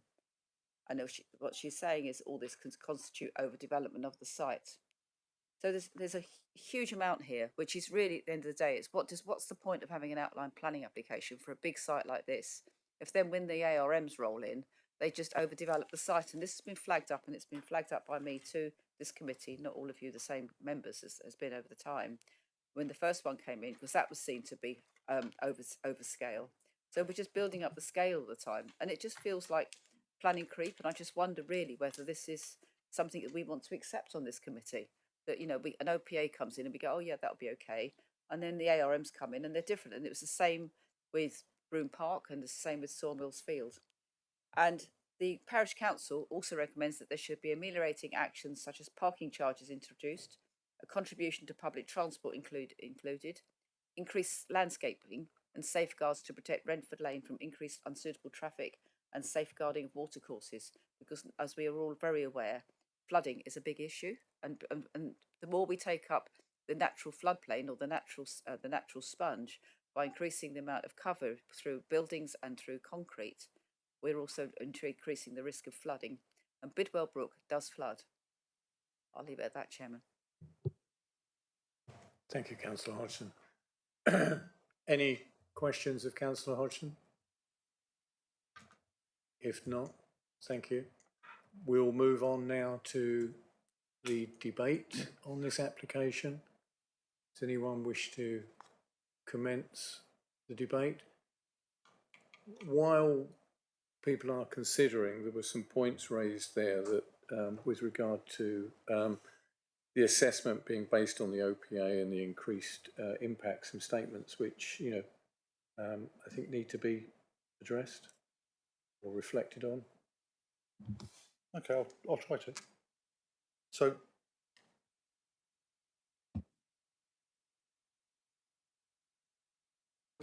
So there is an outline approval from 2019. So that would have, but the application was in from 2017. So the application would have been submitted before the JLP was adopted, and would have been approved after JLP was adopted. JLP? It was about then. A Yeah. similar sort of time. So there was an outline consent for, and I could probably even turn this round, because it's inadvertently printed on A3, so you might even be able to read it if that's just, it was a mistake. So there's an outline application for the erection of a mix of B1, B2 and B8 employment uses, together with access, parking, landscape and other associated works with extended time to commence development. That's the approval. There is no limitation in that in terms of the floor space of the development. It's an open outline application for employment use. The joint local plan, as adopted, has allocated it for 11,000 square metres of floor space. This application, additional floor space over and above what was already there, which from memory was it Devon and Cornwall Farmers, or it was one of the units? So it was allocated for 11,300 additional square metres. This application combined with the previous reserve matters is just over 8,000 square metres. So the level of space provided is 3,000 square metres below that allocated in the local plan. So I'm really struggling with the concept that it's raised, and I think that concept has come from simply the plan Lucy showed up earlier, which was an indicative illustrative plan submitted with the outline, but that is just that, an indicative plan, and there was no condition saying it has to be in accordance with that plan or it has to be in accordance with that size. So the starting point of the JLP is it's an allocated site for 11,300 square metres. This is reserve matters. It's not a new outline. The outline's been granted. The principle has been established. So I see no. It just wouldn't be either lawful or reasonable to renegotiate a 106 agreement when the principle of development has been established and what's coming in is below that allocated in the the allocations policy in the joint local plan. Thank you, Mr. Weimer. Councillor Hodgson. With respect, there's two things here. One is, I don't know where that 11,300 square metres of employment floor space came from. That was a figure that was given in the joint local plan, and it was above, as has been said, what was even applied for at the time. And I don't understand, why was that done? It's there. But in 2019, the IPCC started changing how we should look at flood risk, and the flood risk data assessment started to change, and that's when we started to look at the percentage on top. It initially used to be 100 years, and then it's changed to all these different flood risk assessment of the data. And I think that what we're doing is we're putting everything really at risk by something we said in 2019, which wasn't even assessed. At least the OPA was assessed, and the OPA assessed all the, the flood risk even then at that stage. And so as things come through, we should be using up-to-date flood risk assessments and just saying, oh, well, we've allowed for that, so that's all right. Every square metre of concrete has an impact on flooding, as we all know. And this is why everybody's kicking off in Dartington, because Week gets flooded all the time. Got flooded about 3 weeks ago. I was down there looking at somebody's floor being happily washed by Bidwell Brook. It's no joke for people in this area. And the more we put pressure on Bidwell Brook through allowing potential flood risk through the decisions that we make, where they're all affecting it, the Wren that goes down the back of that site leads into the Bidwell Brook, which then comes around the back of Week. So we've got ancient parts of the village or the parish that are being put at risk because we just stick to old figures and say, well, that was all right in 2019. Well, maybe it was all right in 2019, but now we know different because we get all these extreme weather incidents. So we might sort of in a year's time probably won't be sitting here because by the sound of it, but somebody will be sitting somewhere looking at assessments of what planning decisions were made and say, well, how come they did that when they were in full knowledge that extreme weather had arrived, climate change has arrived, and we have the consequences of that to deal with, and surely we should be putting massive concerns into our decision making to make sure that the scale of development is appropriate to allowing what happens. Councillor Hodgson, I think that was a statement as part of the debate, really. Well, it's not. It's challenging, to be frank, what's actually in the joint local plan against what's in the outline planning and what we're looking at here, which is allowing that final bit to be, in the view of many people in the parish, overdevelopment of the site and the consequences of that. Councillor Hodgson, I think I had asked for clarification. We were moving into debate, so your comments. Yeah, well, I thought we had as well. Yeah. Yes. Yeah, I mean, I just wanted to say, obviously, the outline application was considered by the Environment Agency, by the lead local flood authority. Lead local conditions were imposed. As a result, the lead local flood authority have then discharged all of the drainage conditions that they imposed at the time. They've not raised any issues as part of this application.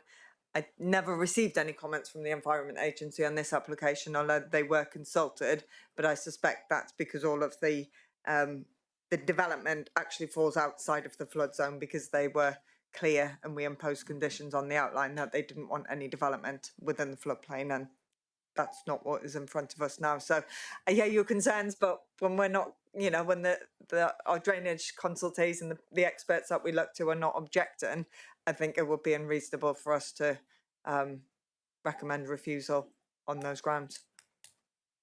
Thank you, Ms Hall. Any other members with comments?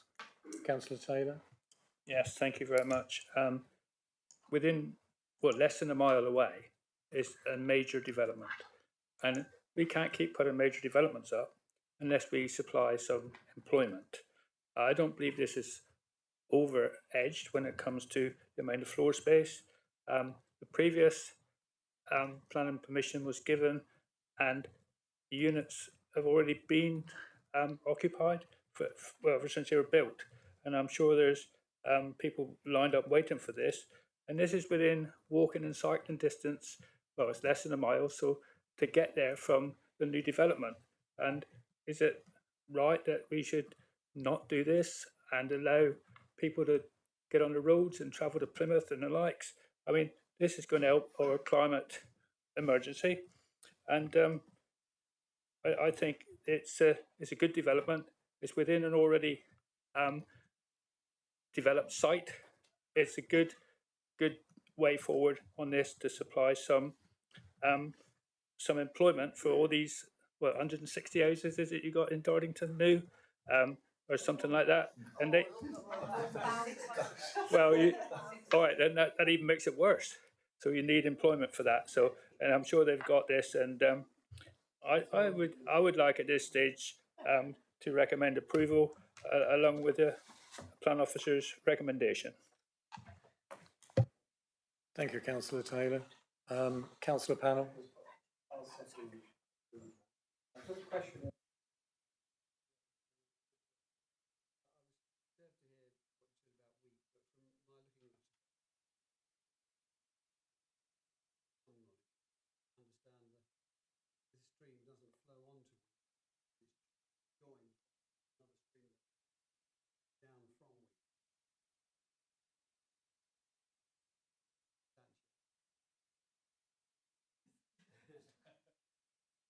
Without looking at a map, I'm afraid I can't help.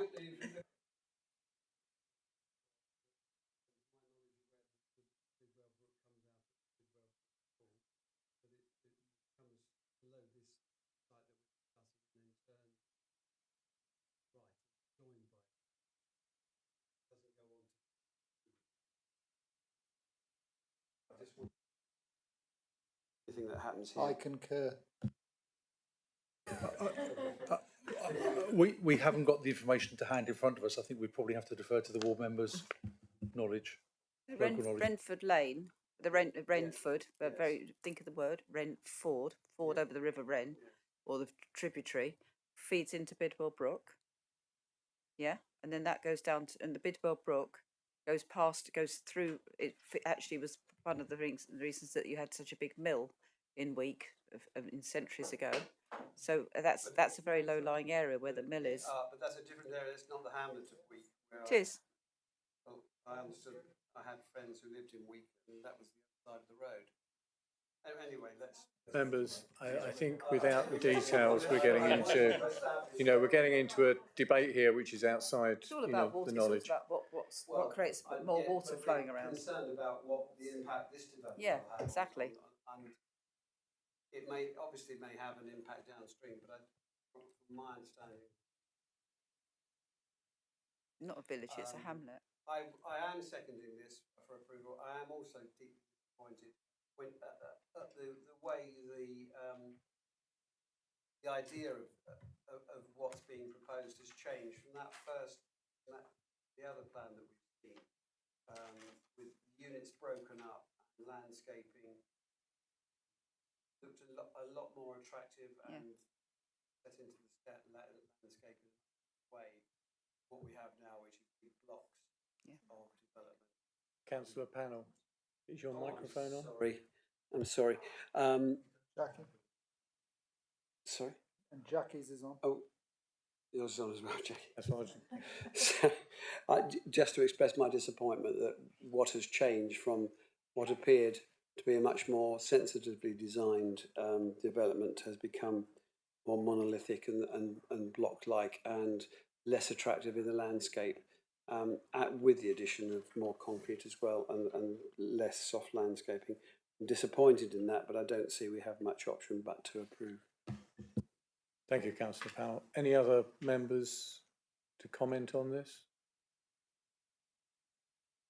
If not, the agreement, I will move to the vote. We have it proposed and seconded to go with the officer's recommendation of conditional approval.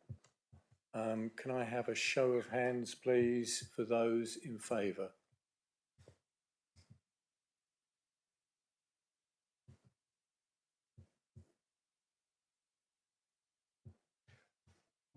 Members, those against? 742. That is 7-4 approval, 2 against. The application is thereby approved. Thank you, members. Thank you for that. I think she wants to be excused. Okay. Thank you, Councillor Allen.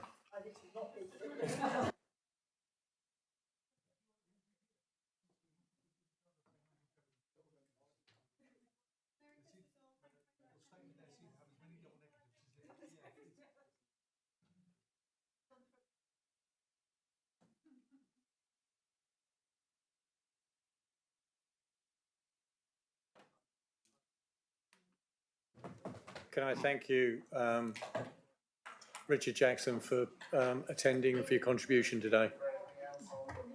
No, thank you very much. Have a Thank Merry you. Christmas, Richard. Have a good Christmas, Richard.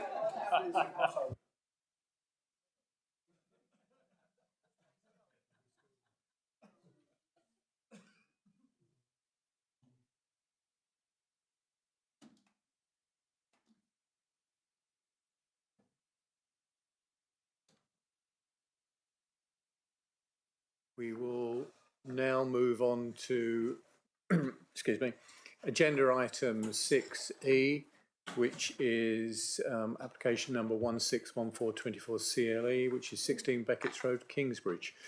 The officer is Adrian Noon, and the recommendation is to issue the certificate. We've got some feedback. When you are ready, we'll move on.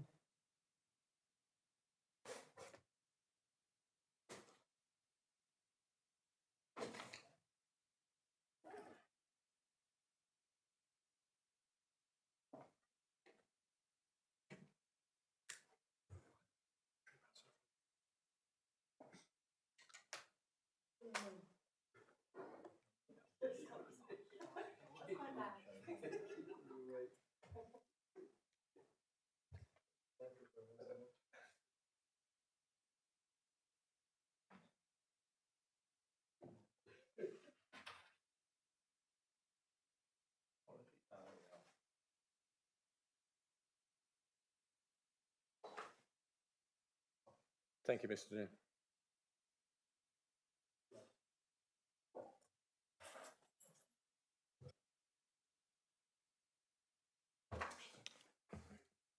Thank you. Apologies for the delay there. This is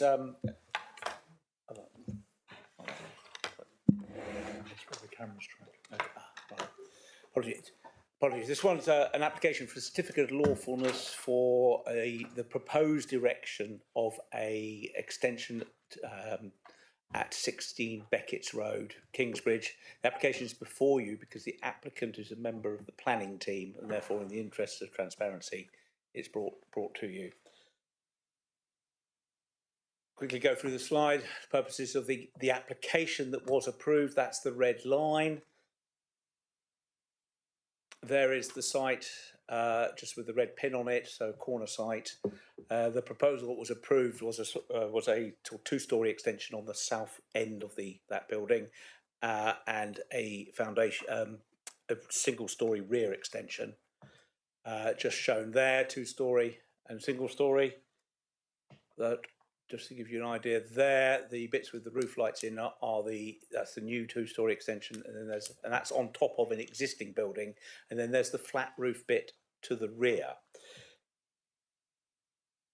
Now, this application seeks to demonstrate that approved scheme can now be implemented because they have done a technical start within 3 years by digging the foundations for the new part at the rear of the house, and that's that little bit in red there. So they dug those foundations for the single-storey rear extension. Obviously, the side extension didn't need foundations because it's going up on top of the existing. And they have provided evidence to show that this was done. So that is from the application showing that the trench was dug. And that we don't have any doubt about that. That's clearly evident, and that is in the right place, and was done within 3 years. What became a little bit unclear at that point was the fact that because they have young children, they filled in the trench and covered it over. You can see the paving slabs just to the rear of the bin with the hose pipe on the lid. They're slightly dipped there. There's the trench is under there. Now they have sort of pointed us towards some case law. It is identical case, quite old case law from the early 80s, but identical case law in that someone dug a trench to implement a permission, clearly had the intent of implementing the permission. Because they had children on site, they covered it up just to make the site safe. I think the parallels here are direct, and they're instantly replicatable here. Clearly, the intent was to implement the permission. Apart from covering up there has been no other intervening acts that could be argued as saying, well, you've moved away from that, you've lost the intent to do it, you want to do something else. So on that basis, the key issue here, twofold really. Were those works lawfully done in the right place within 3 years? Yes, they were. Has there been any intervening activity that might sort of throw into doubt the intention to implement that permission? Well, yes, there was, in the sense that the trench was filled in and covered up. But the explanation given for that and the clear intent to proceed with the extension at a later date has been established. We've looked into the case law, and the recommendation is that that permission is still live, and that extension can still be built in accordance with the approved plans and lawfully so. So the recommendation is to issue the certificate. Thank you, Mr. Noon. Are there any questions of Mr. Noon on this? If there are none, we don't have any speakers on this today. So we are, unless anybody wishes to debate this, we have a recommendation to issue the certificate for the certificate of lawfulness. I'm Councillor Panel. I think I was about to preempt you. You were going to move it, weren't you? I was going to move it. I was just going to comment. It's right that it's come to us and had it explained and not just gone through on the nod. I think it's important we understand what the background is. But it is part of the process that this council has. So it's we've followed it correctly. If you're about to propose it, I'm happy to second it. I was going to propose it, and you're second. Thank you. Any other comments on this? If not, I'll take it to the vote. Can I have a show of hands, please, for approval? Thank you. That is unanimous. That is approved to issue the certificate. Thank you, members. We will now move on to the final agenda item, as we've covered the major applications. Move on to planning appeals. Mr. Wyman, Mr. Noon, thank you for happy to your do so, Chair, because you're going to be listening to my dulcet tones for at least half an hour. Oh no, that's what I was going to say. Do you want to get a cup of tea first and then come back in with a cup of tea? Members, we'll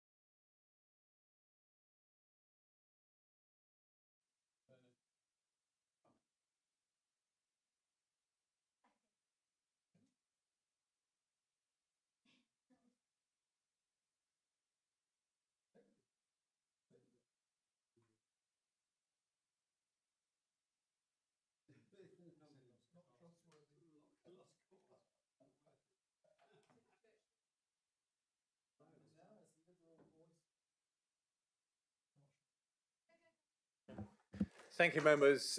We return for agenda item 7, planning appeals. Mr. Weimer, please. Sorry, I completely slipped my mind that I've got a little bit of a presentation for this.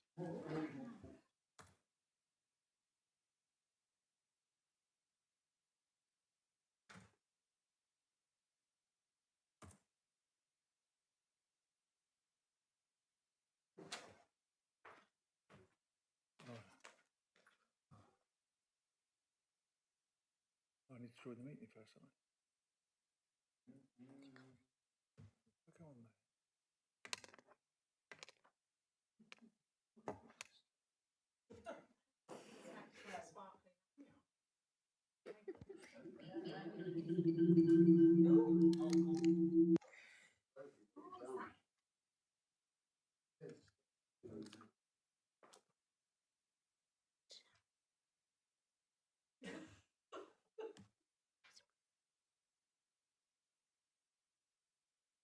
I don't know, I'll put it in the middle of the page. There.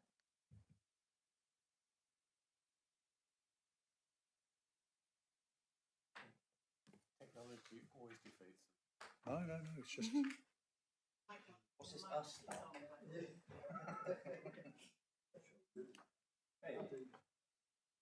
Where's the...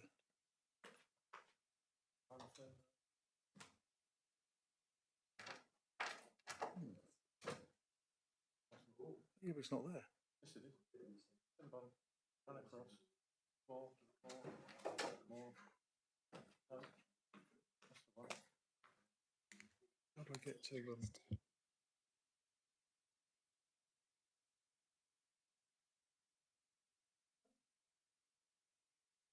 was top right hand corner.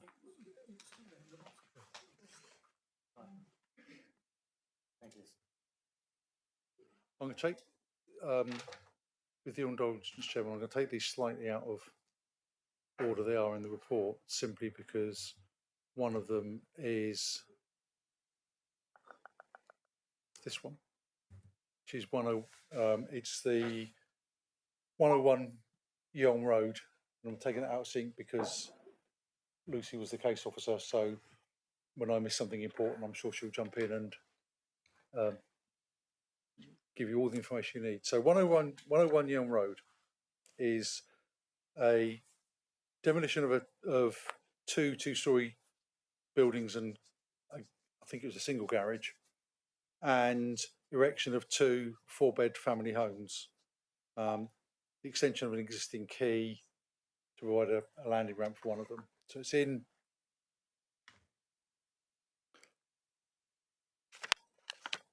So the inspector set out the main issues being impact on the current appearance of the area, whether the proposal would provide a balanced housing stock, because it was 2 4-beds, whether the development would result in undue risk to human health, and the effect of the development on biodiversity. There's quite a few interesting paragraphs in the appeal statement, so there's about three appeal decisions like this, so I'm going to spend a little bit of time on these. And so if I then show you what was proposed in terms of elevation, so you can see that you've got this is the proposal, then this was the proposed elevations. I think you can understand why we didn't feel it was necessary to bring it to committee for refusal of this. So in terms of the overall scale and impact of the development, the inspector concluded, in this case, the proposed dwellings would be attached to one another across a particularly wide footprint. The unbroken expanse of building will consume a considerable amount of estuary bank and will be devoid of any verdant respite between properties. Furthermore, most unlike any other of the larger, lower density properties, the proposal would be predominantly positioned on the water's edge. As such, it would be uncharacteristic to replicate the large-scale properties found further upslope. And they concluded that the proposal would harm the effect and the character and appearance of the area, and contrary to a lot of JLP and Labour plan policies. So in respect of the design, anything to add? It's just wrong. So yes, please. Yeah. You might remember 2 or 3 years ago that we went down a very long steep path, steps. Is it very far along from there? No, I don't think it is. No. It was the site that David Stewart had that was. There was a down, debate down over the, there was down a the bottom. wall. I think this is probably about a quarter of a mile. Yeah. But there are specific. Yeah, I think this is next to the River Yelm Harbour Authority. Similar area, but not immediately adjacent. In terms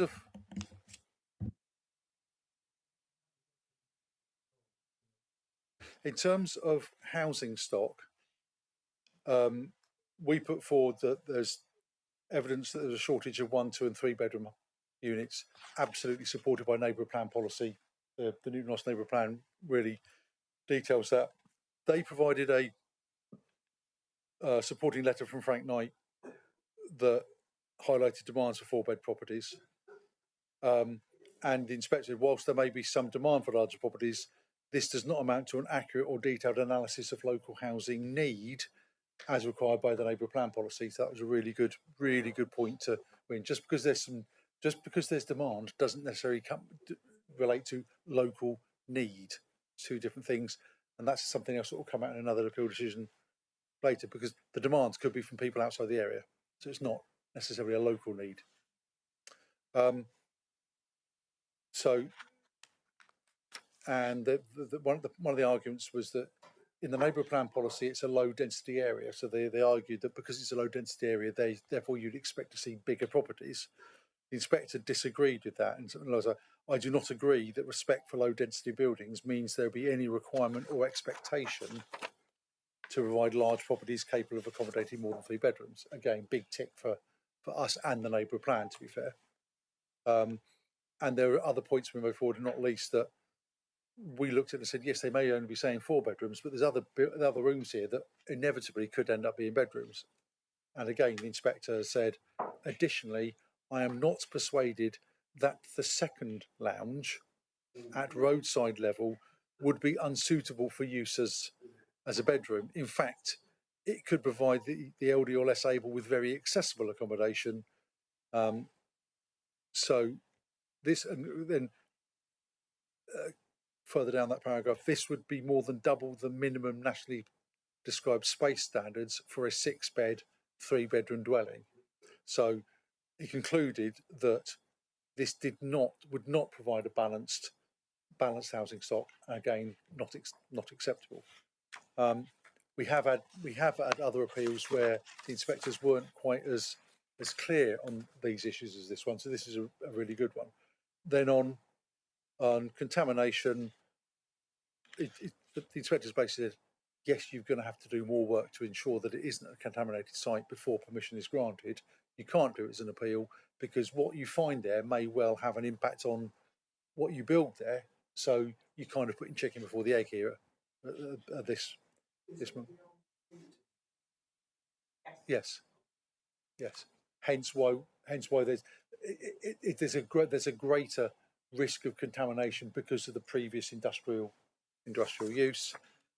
Then on the final point, the inspector didn't consider that there'd be didn't consider it would have a harmful impact on biodiversity, but that was more to do with biodiversity net gain rather than, we weren't saying there was an impact on ecology. It was this application came in before BNG at a national level came out, and he considered that it was policy compliant.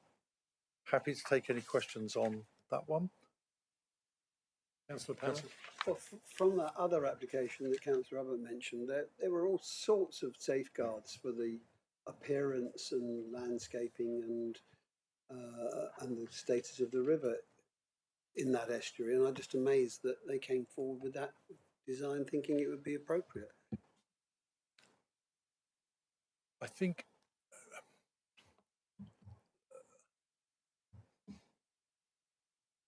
it's fair to say that the applicant absolutely, truly believes this is a really, really good design and appropriate for the site.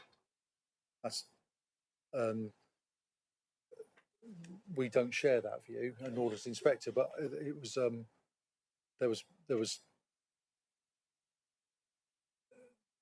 there were some attempts to change the design, and we did suggest that it wasn't appropriate. But the applicant, quite rightly, because they felt it was appropriate, asked for us to determine the application to go to appeal. Absolutely within their rights, and I suspect we will be having a further application in the foreseeable future for something else on the site. Councillor Abbott. Mr. Weimer, it may not, although I raised this question in relationship to the discussion we've just had, it might be you want to talk about this later, but it seems to me that we in Britain are used to talking about 1, 2 and 3 bedroom properties, but if I understand it correctly, so in some places in the continent they just talk about floor space, because you could make anything once you're inside the house. And so that would obviate the I think I need to start that sentence again. Aren't too clever. You go there already? So I think that instead of saying that it's a 3-bedroom property when it might be a 6-bedroom property, just by floor space alone, one could say this isn't or isn't appropriate to the area. I honestly don't know what they do planning wise on the continent. I think it's different ways. We do tend to look at both. You're absolutely right. As soon as you get planning permission, if you build something out in accordance with approved plans, if you then come and do internal modifications, it may require building regs, doesn't require planning permission. Absolutely right. If we get applications in that appear to have, say, overly large bedrooms, because there are minimum sizes in the nationally prescribed space standards. So if we suddenly get in something that purports to be 3 bedrooms, all you got to do is one partition wall up in each one, so it then becomes 6. That is something we will and we have challenged on the basis of the floor size, because the space standards don't go on number of bedrooms, they do on floor sizes. So it is something we challenge. More so in areas where there's an over provision of larger dwellings, particularly somewhere like Newton and Oss, and also where you've got an over plan policy that backs up the local plan as well. But there are some areas in the district where there isn't an over provision, so we wouldn't need to be quite as careful looking at it. But it is we don't just count bedrooms. We are conscious of floor space. Thank you, Pat. Okay, I'll go back to the top. So the first one is a tree preservation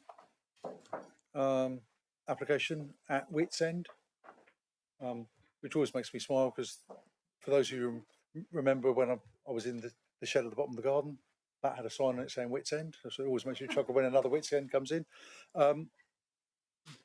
The council's tree officer fundamentally said this just isn't. The tree's in good health. It's in a prominent position, high amenity value. There just isn't justification to do these works, or to do some of the works. Went to the inspector, and the inspector's come to exactly the same conclusion. It's a good tree. It's in good health. It's got sufficient life left in it.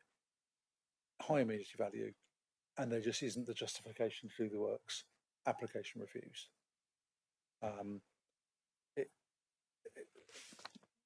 It is what it is, but again, good decision.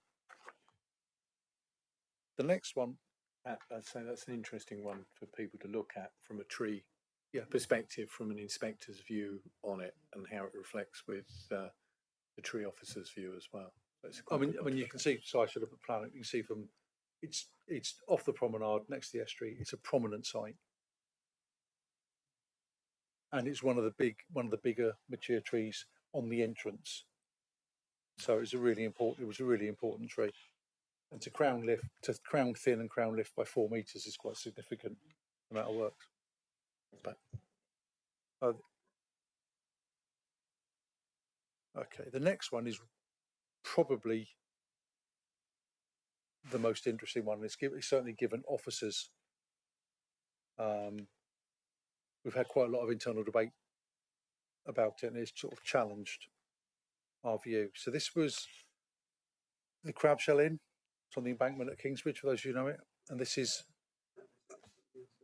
what this. I don't think it was for this one. What this was for was for that. It's like a shepherd's hut, and being used as pizza takeaway. Whether I think it might have been just for the. I don't know if it's just. It doesn't really matter. I don't know if it's just for the bar's part of the pub. I think that's already there. So the inspector, in terms of background, we officers didn't believe that this had a harmful impact on the wider national landscape in the built up area on a car park surrounded by buildings. The inspector took a different view, and they started off though. Although the council did not advance the effects of the development on the character and appearance of the area and its reasons for refusal, the matter was addressed in the officer report, so we addressed it and came to the conclusion it didn't cause harm. This included reference to associated local policies. Additionally, interested parties had raised concerns at the application stage. In that context, the appellant has dealt with the interested party concerns in its statement. As such, I am satisfied that all parties have had a fair crack at the whip, and it would therefore not come as a surprise to include the matter as a main issue. So the inspector's clearly saying, rightly so, it may not have been a reasonable refusal, but other people have raised it, so it's a main issue I need to consider. So when this, I'm sorry, I'm going to go on about this one quite a bit. So in but he first looked. Main issues: character and appearance, living conditions of the nearby occupiers with regard to odour, which is something we had a clear view about, highway safety, parking pressures, and whether it's a suitable location in terms of flood risk. Our main issue was it's very close to a neighbour, and the odour coming from pizza oven was, in our view, inappropriate and adverse impact on amenity. So the inspector started off with character and described the site as the thin wedged car parking area, and part of the appeal site where the shepherd's hut is located is bound on the roadside by a low stone wall. I'm assuming some of you can picture the crab shell. A well-presented typical stone building lies on the opposite side of the narrow road. The public right-of-way passes through the pub car park, which means that locally important views from it to the estuary are not affected by the development, which is I think the point we came to.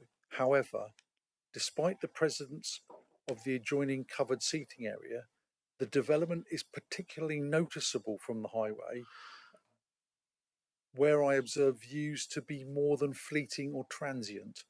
From these areas, views of the national landscape are effectively screened by the hut.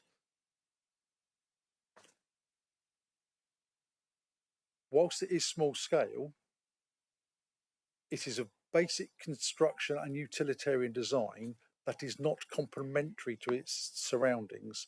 Its boxed appearance with curved metal roof stands unusually proud as a feature that is not locally distinctive. At my visit, the skies were clear and the sun's reflection off the side elevation of the hut amplified its it was incongruous. I can't say the word, I'm sorry. Whilst other weather conditions mean this would not always be the case, but the eye is nevertheless drawn to it as an unusual feature. Although the scale of the development means that harm to the national landscape would be modest, the framework requires that great weight must be given to conserving and enhancing its landscape. Discussion we had this morning. The development fails to do either. So the inspector took a different view and considered that this development did have an adverse impact on the character and appearance of the national landscape.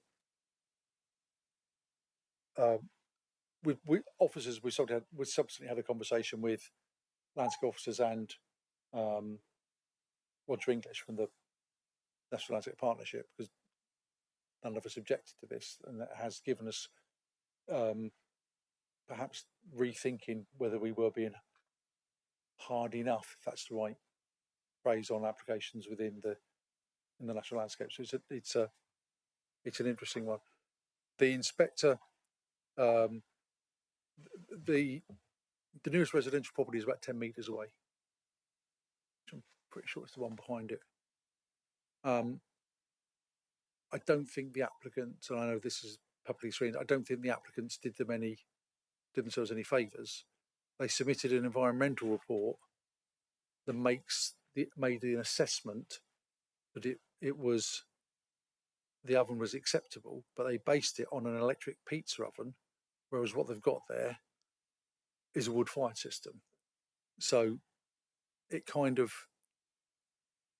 didn't do them. I think the inspector basically said,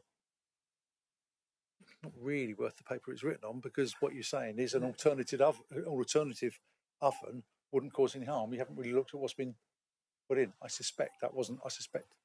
don't know what happened there. So, but the potential persistent use of even an electric oven from about midday to 9 o'clock every day of the week could represent harmful environmental impact. And they hadn't demonstrated that would be any better from a wood-fired pizza oven. So it was absolutely kicked out on the basis of impact on neighbours. I think rightly so, to be honest. I don't think I'd be overly happy if there was a pizza oven 10 metres from my house going potentially 9 hours a day. I just feel constantly hungry. Yes. Realistically, I think that it's just too close. Did not have an impact on highway safety, and did not have a harmful impact on parking spaces. Councillor Abbott. Thank you. I can go with everything, but if I was trying to make the counter argument, then there would be there is kitchens in the pub which are venting to the air with smells a wider range than pizzas. I would potentially challenge that assertion, is that the vast majority of commercial public house and restaurant kitchens have quite substantial extractor units attached that tend to have at least 3 levels of filtering, so that the level, I would suggest the level of odour coming out of the pub kitchen is probably not as much as coming out of potentially something that hasn't got that filter system or that extraction system.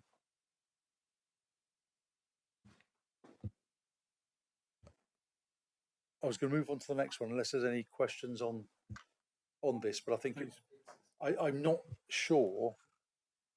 I'd be interested. I'm not sure how many members, if this was put in front of you, would say yes, it has a harmful impact on the wider national landscape. So I think it really is something for us to think about. So in that respect, it's an interesting decision.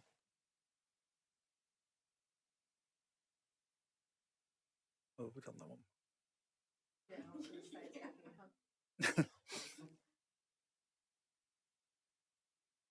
Okay, so this one did come to committee. So again, we're in Newton Ferrers. I'm pretty sure there was a site visit here, if memory serves. This is the caravan site and the extension to the caravan site. And oh, sorry.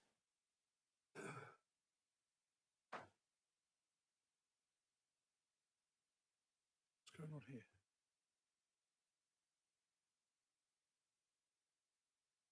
There we go. our concerns, or your concerns as a committee decision, was there satisfactory surface water drainage? Was there satisfactory surface water drainage? The impact on South Devon National Landscape, and whether the proposed development met and identified an essential local need. I'll deal with that first, because again, this is quite an interesting one, particularly given a number of debates that have happened in this chamber around holiday units in the countryside. So I think this is a really good one. So the proposal was for an additional 10 lodges. There's 24 there now. And from memory, I've got a feeling when the applicant spoke, most of those are privately owned. The ground rent still goes to the applicant, and if they're not used there, then there's a central renting out section. It was adjacent but outside of the settlement boundary in the Newton and Noss neighbourhood plan, and policy N3P1 of the neighbourhood plan set out that outside of the settlement boundary, development will only be permitted in exceptional circumstances and where it will meet an essential local need which cannot otherwise be met, securing a viable long-term future for a valued asset. So basically, if it's outside the settlement boundary, it's got to meet an essential local need. Which is not dissimilar to policy TTV 26. The inspector, I'm going to read out a number of paragraphs. So, it is not disputed that holiday accommodation can be a compatible use within the countryside. The proposal would provide short-term tourist accommodation for visitors to the area. I think members did have some concerns whether that actually would be the case or would they just be sold off. The value of such accommodation is recognised in the neighbourhood plan as it helps to reduce the use of existing housing stock as second or holiday homes, which in itself has a detrimental impact. Notwithstanding this, the neighbourhood plan does not anticipate that any new developments of commercial holiday properties will be acceptable in the national landscape and undeveloped designated countryside. Nevertheless, the proposal could alleviate pressures on housing stock. Evidence from local and national commercial holiday letting agents has been submitted which demonstrates demand for existing and new lodge accommodation in the locality. Given the location and its appeal to holidaymakers, there is little reason to doubt that there is demand for such accommodation in this area. I think this is the key point. I'm really pleased to see it. However, demand for tourist accommodation is not the same as essential local need. I am not satisfied that this evidence is indicative of a need. This therefore does not justify the proposal.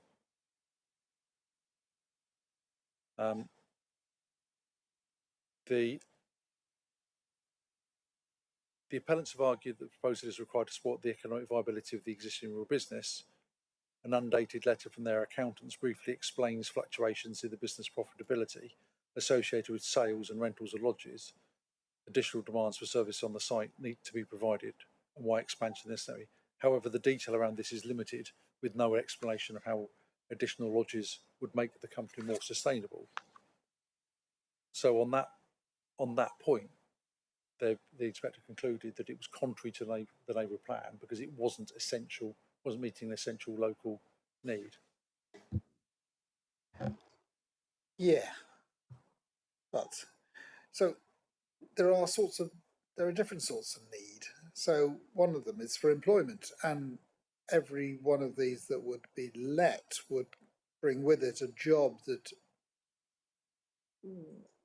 would be a job that could be done in a few hours at a varying rate, time during the day, would produce some income. So affecting accommodation, the argument is clear, but maybe over job opportunities, perhaps not so clear. I wouldn't be persuaded that 10 additional lodges would generate a significant amount of employment, particularly in this business model. They aren't always held by the applicant. They're often sold to other individuals who may themselves be local and just come and clean them and don't employ anybody. So, but the inspector's clearly considered there's no need, there's no local need. It's outside the envelope. It's in the national landscape. It's in the undeveloped coast. There simply wasn't the justification for the additional, and it's quite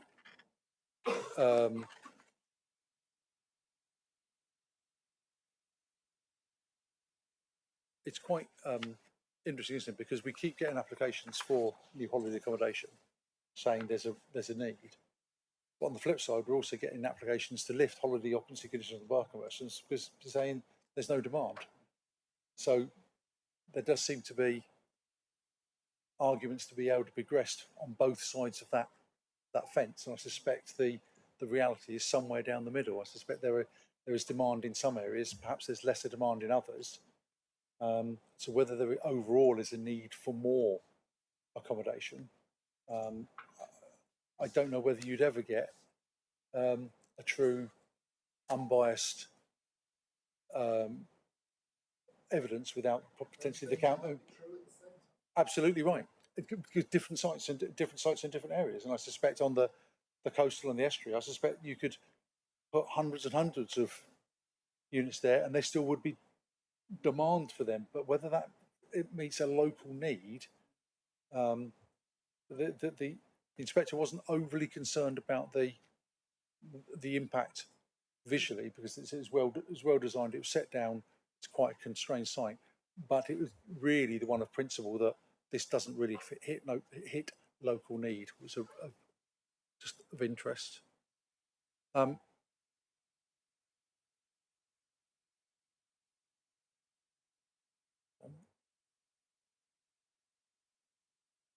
This is the best location plan I've got, I'm afraid.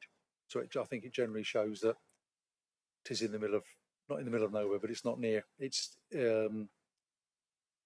Morley. Agricultural application and the erection of an agricultural building, and the inspector has dismissed it. The extent of the land is what's shown in blue, and fundamentally, the inspector concluded that the applicants had not done enough to demonstrate there was a need for it, nor and it was the design and siting was in such a way that it would have an impact on the character and appearance. I think it's one, rather than me go through it, it's probably one it's worth a read, because the inspector, one of the courses, I further note that the appellant considers that they perhaps own more equipment than is needed for the agricultural operation at the site to help reduce reliance on contractors. I have viewed a range of equipment on my site visit. The relevance of this point is not clearly explained, nor does it provide any objective justification for the size of the proposed barn related to the agricultural operation. It does further highlight there is a lack of suitable evidence and information before me to adequately demonstrate the viability of the agricultural operation and how it requires a building of the size proposed. I think it just flags up to applicants that if you want to put a barn in a field that's got nothing there at all, you really have to demonstrate why you need it, why it needs to be that size, why it needs to be that height, and that you've done everything you can to mitigate the impact. We don't have that many agricultural buildings go to appeal, to be honest. But so I think it's an interesting decision. You'll be pleased to know the next one is the last. So that was the.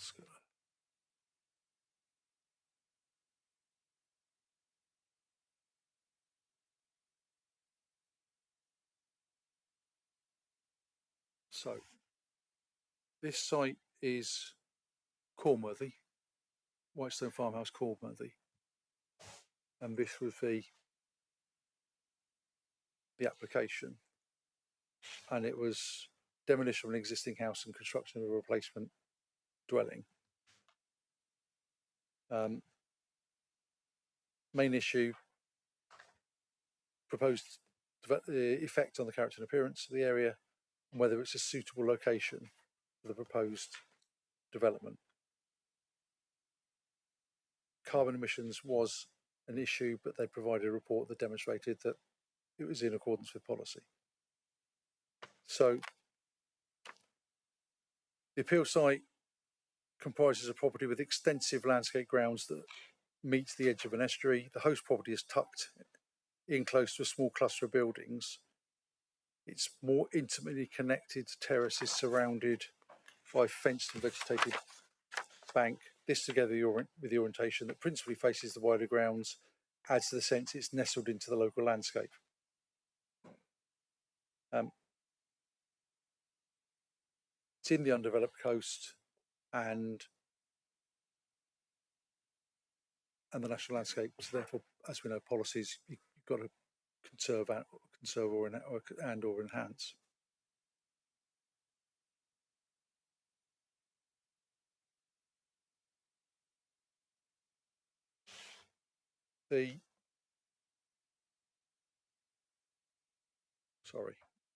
Based on the inspector's observations, there are small amounts of render and metal roofing, but the predominant form comprises muted toned pitch roofs of slate or thatched composition.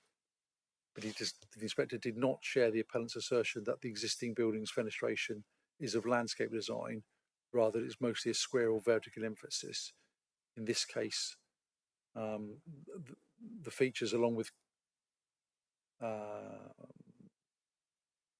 he didn't consider the scheme would permanently and irrevocably erode attractive, undeveloped, undulating slope grounds in a sensitive landscape. Consequently, any harm to the natural landscape would mean a failure to conserve or enhance it. Even so, the scale of harm will be moderate. It's still a matter that I must give great weight, and concluded that the proposal would be harmful to the character and appearance because it was because the changes in the design from I should have had a copy of the original dwelling, but it's because it's gone from the original dwelling to this. It just considers that it. And I have to say, looking at this, I'm not sure I'd consider this a design that really would be sitting alone in the national landscape. So because he considered it was caused harm, it means it wasn't a sustainable location for development because of the harm it's caused. Not you'd normally expect, because it's a replacement dwelling, the principle's acceptable. He's taking the jump further forward to say no. If it causes harm, it therefore cannot be sustainable development. Therefore, the principle in itself of this application is unacceptable. I'm sorry, I've kind of waffled that one, but it's a decent decision to read if anyone would like to. Happy to take any questions on any of those, but given the time, I suspect they'll be few and far between. Pat, I was going to say, I don't know whether you want to mention Brewery King. Oh. Can I mention it after? Yeah. Thank you. I think that concludes. If you've got any questions of Pat on the appeals, no. Thank you. That basically concludes our business, and all I've got to do before I close the meeting is to thank everybody for their attendance and wish you all a very happy Christmas and New Year, and see you in 2025, and hopefully you'll have a good, relaxing time, because I'm sure there'll be a lot to do next year. Thank you. I declare the meeting closed. Thank you.